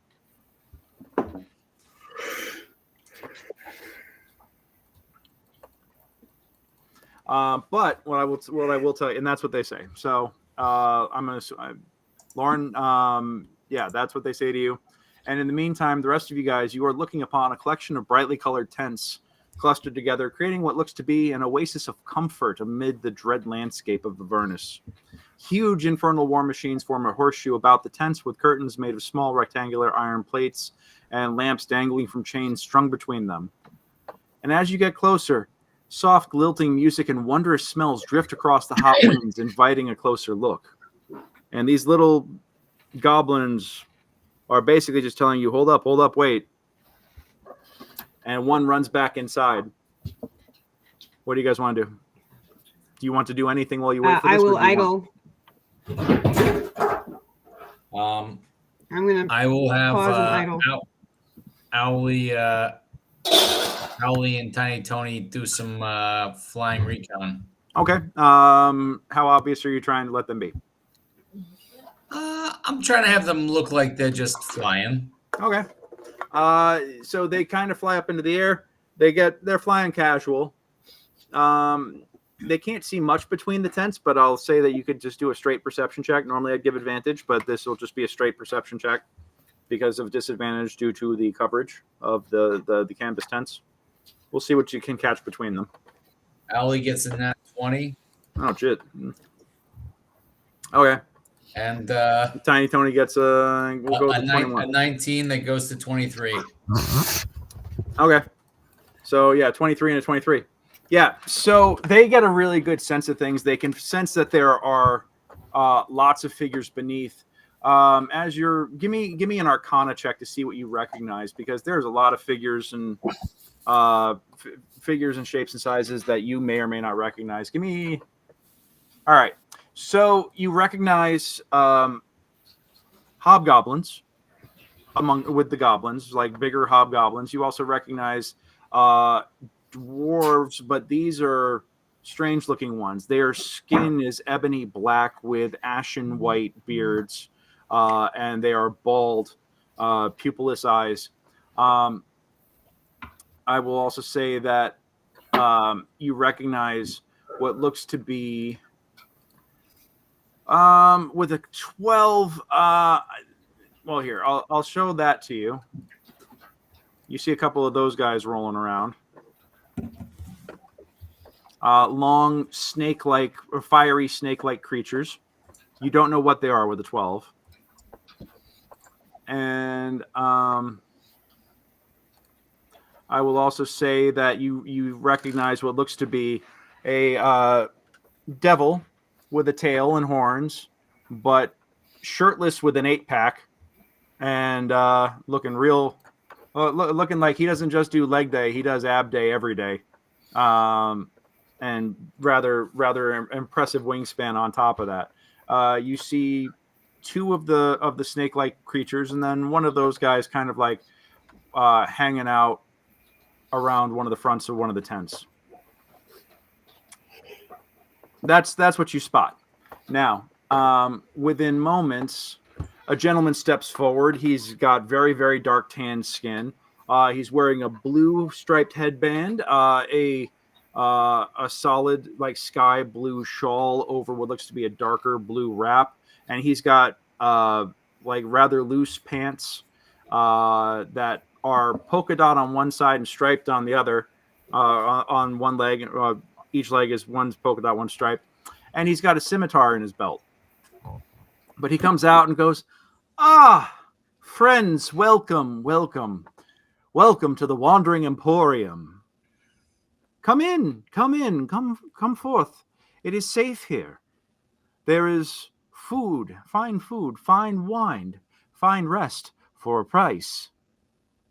But no price is too high for the kinds of amenities that we can provide here for you. Welcome, please join us, please, please. I see your vehicle is in need of repairs. We have repairmen here. Tell me, what are your greatest desires? I am known as Mahadi, and it will be my pleasure to provide them to you."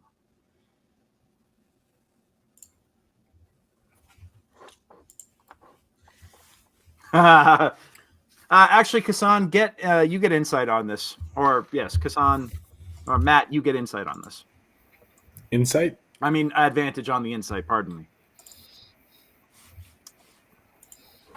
Seems legit. Casan is just quietly observing this guy.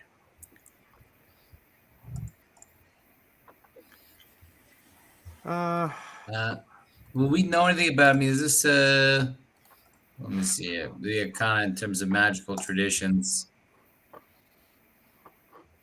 In terms of like whether this guy, whatever he is on the up and up. I mean, that would have to be an insight check, not an Arcana. Okay, they're saying a magical traditions insight. 12. I mean, he seems incredibly friendly and warm and welcoming, which is unusual here. Anton, I'm going to give you advantage on this because of your religious background. Okay, so a 19. I will say, I'm going to message you real quick with just all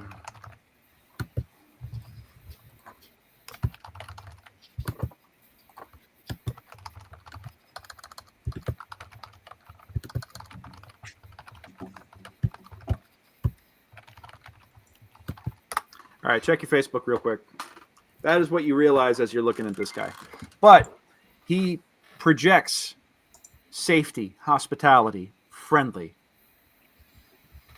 You do feel like he is as good as his word when he says that that you will find welcome, you will be welcome and find safety here for a price.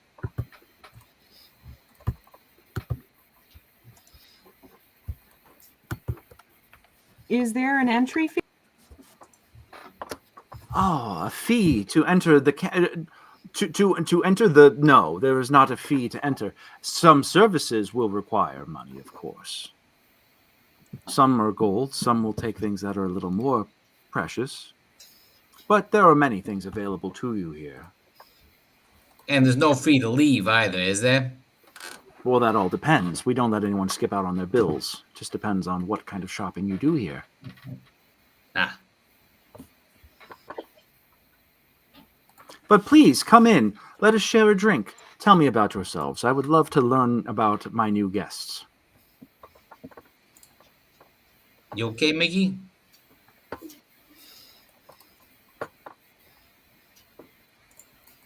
Mm-hmm.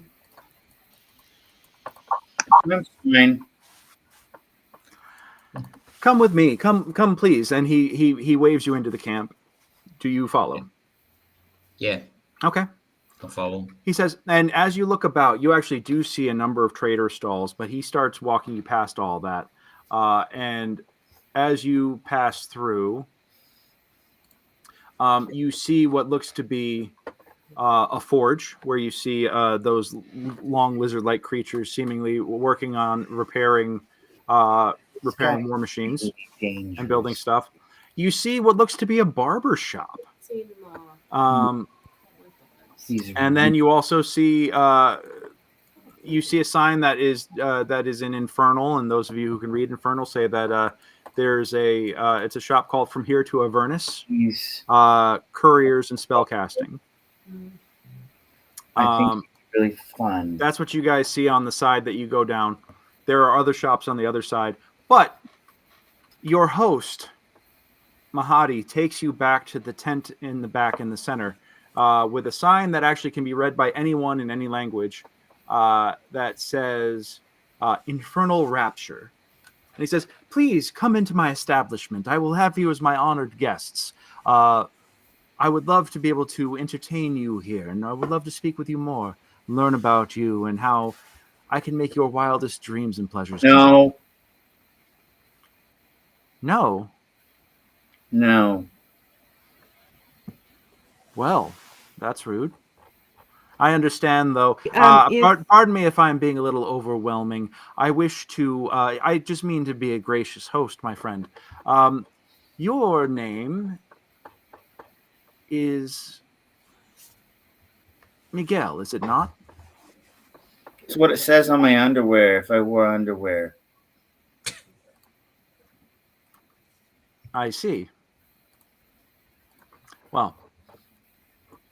You're a bad man. Everyone is bad here, my friend. We're not here because we're good people. I am a capitalist. I understand. We're not interested in that. We're interested in the things that we need. And I am here to provide those things. So what can I provide for you? We need food. We need shelter. We need access to things for Anthony, so we can build and fix things. Well, you can go to the forge for that. We have the salamanders that run that place will be more than happy to assist you with that. They take common gold, and I'm giving you that information for free. You don't even have to just go and discover it yourself. But you, my friend, make a wisdom save for me.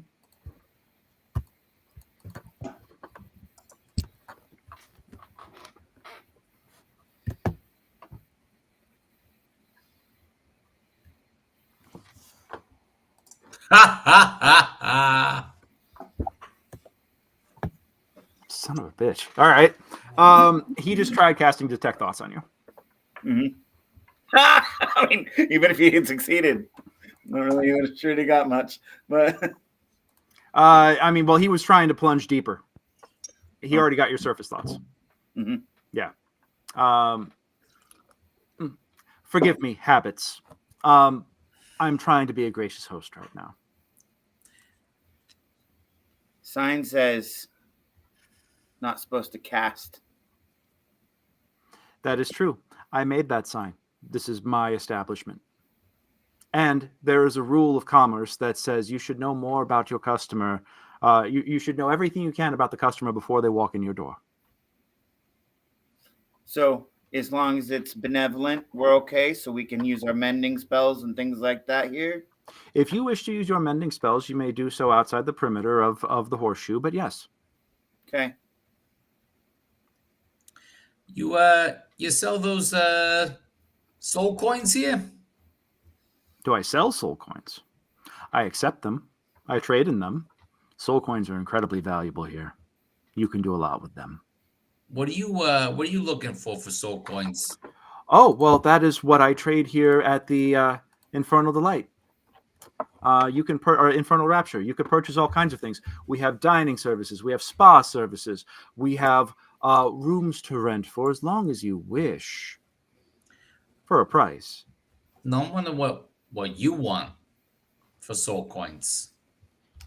I understand that you are naturally suspicious of all things that happen within this area, but please keep in mind that you are a guest in my home at the moment, and I would appreciate a less sharp tone. Oh, no. You misunderstand. I'm simply saying, like, you want soul coins. That's what you sell services and goods for. I am currently interested in soul coins myself. So I'm simply wondering, in terms of barter, what you are looking for, if this is a mercantile exchange place. Well, yes, if you wish to purchase a very fine meal, and we have a wonderful, wonderful prefix menu here at the Infernal Rapture, a full meal will cost you 1 soul coin. If you wish for basic spa services, amenities like body, foot, hand treatments, massage, skin care, general grooming, a bath, an actual bath. If you would enjoy an actual bath, that is also 1 soul coin. Now, if you wish to have some company, that is negotiable. And he kind of like looks over his shoulder, and you actually see what looks to be one of those gentlemen with the 8-pack and the wings with a bow tie, shirtless with a bow tie, and also a female counterpart in a very, very teeny weeny itsy bitsy polka dot bikini.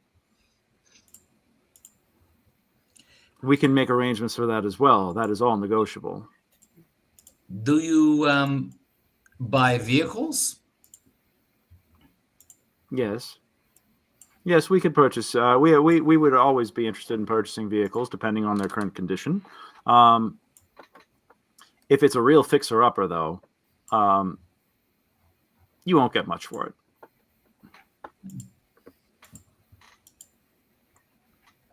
Gotcha. Well, I don't think we're really in need of baths or no offense intended to you, super cuties. Company right now. We're kind of on business time. How about a meal? When was the last time you ate food that wasn't tainted by here?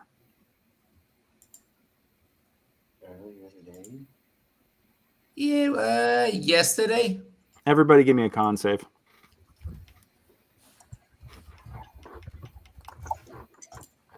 Oh, there we go. Sorry, Lauren, didn't see that you were back in.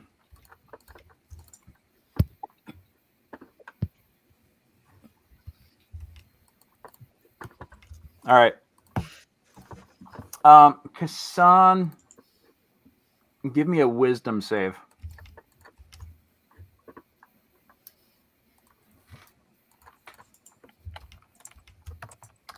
All right.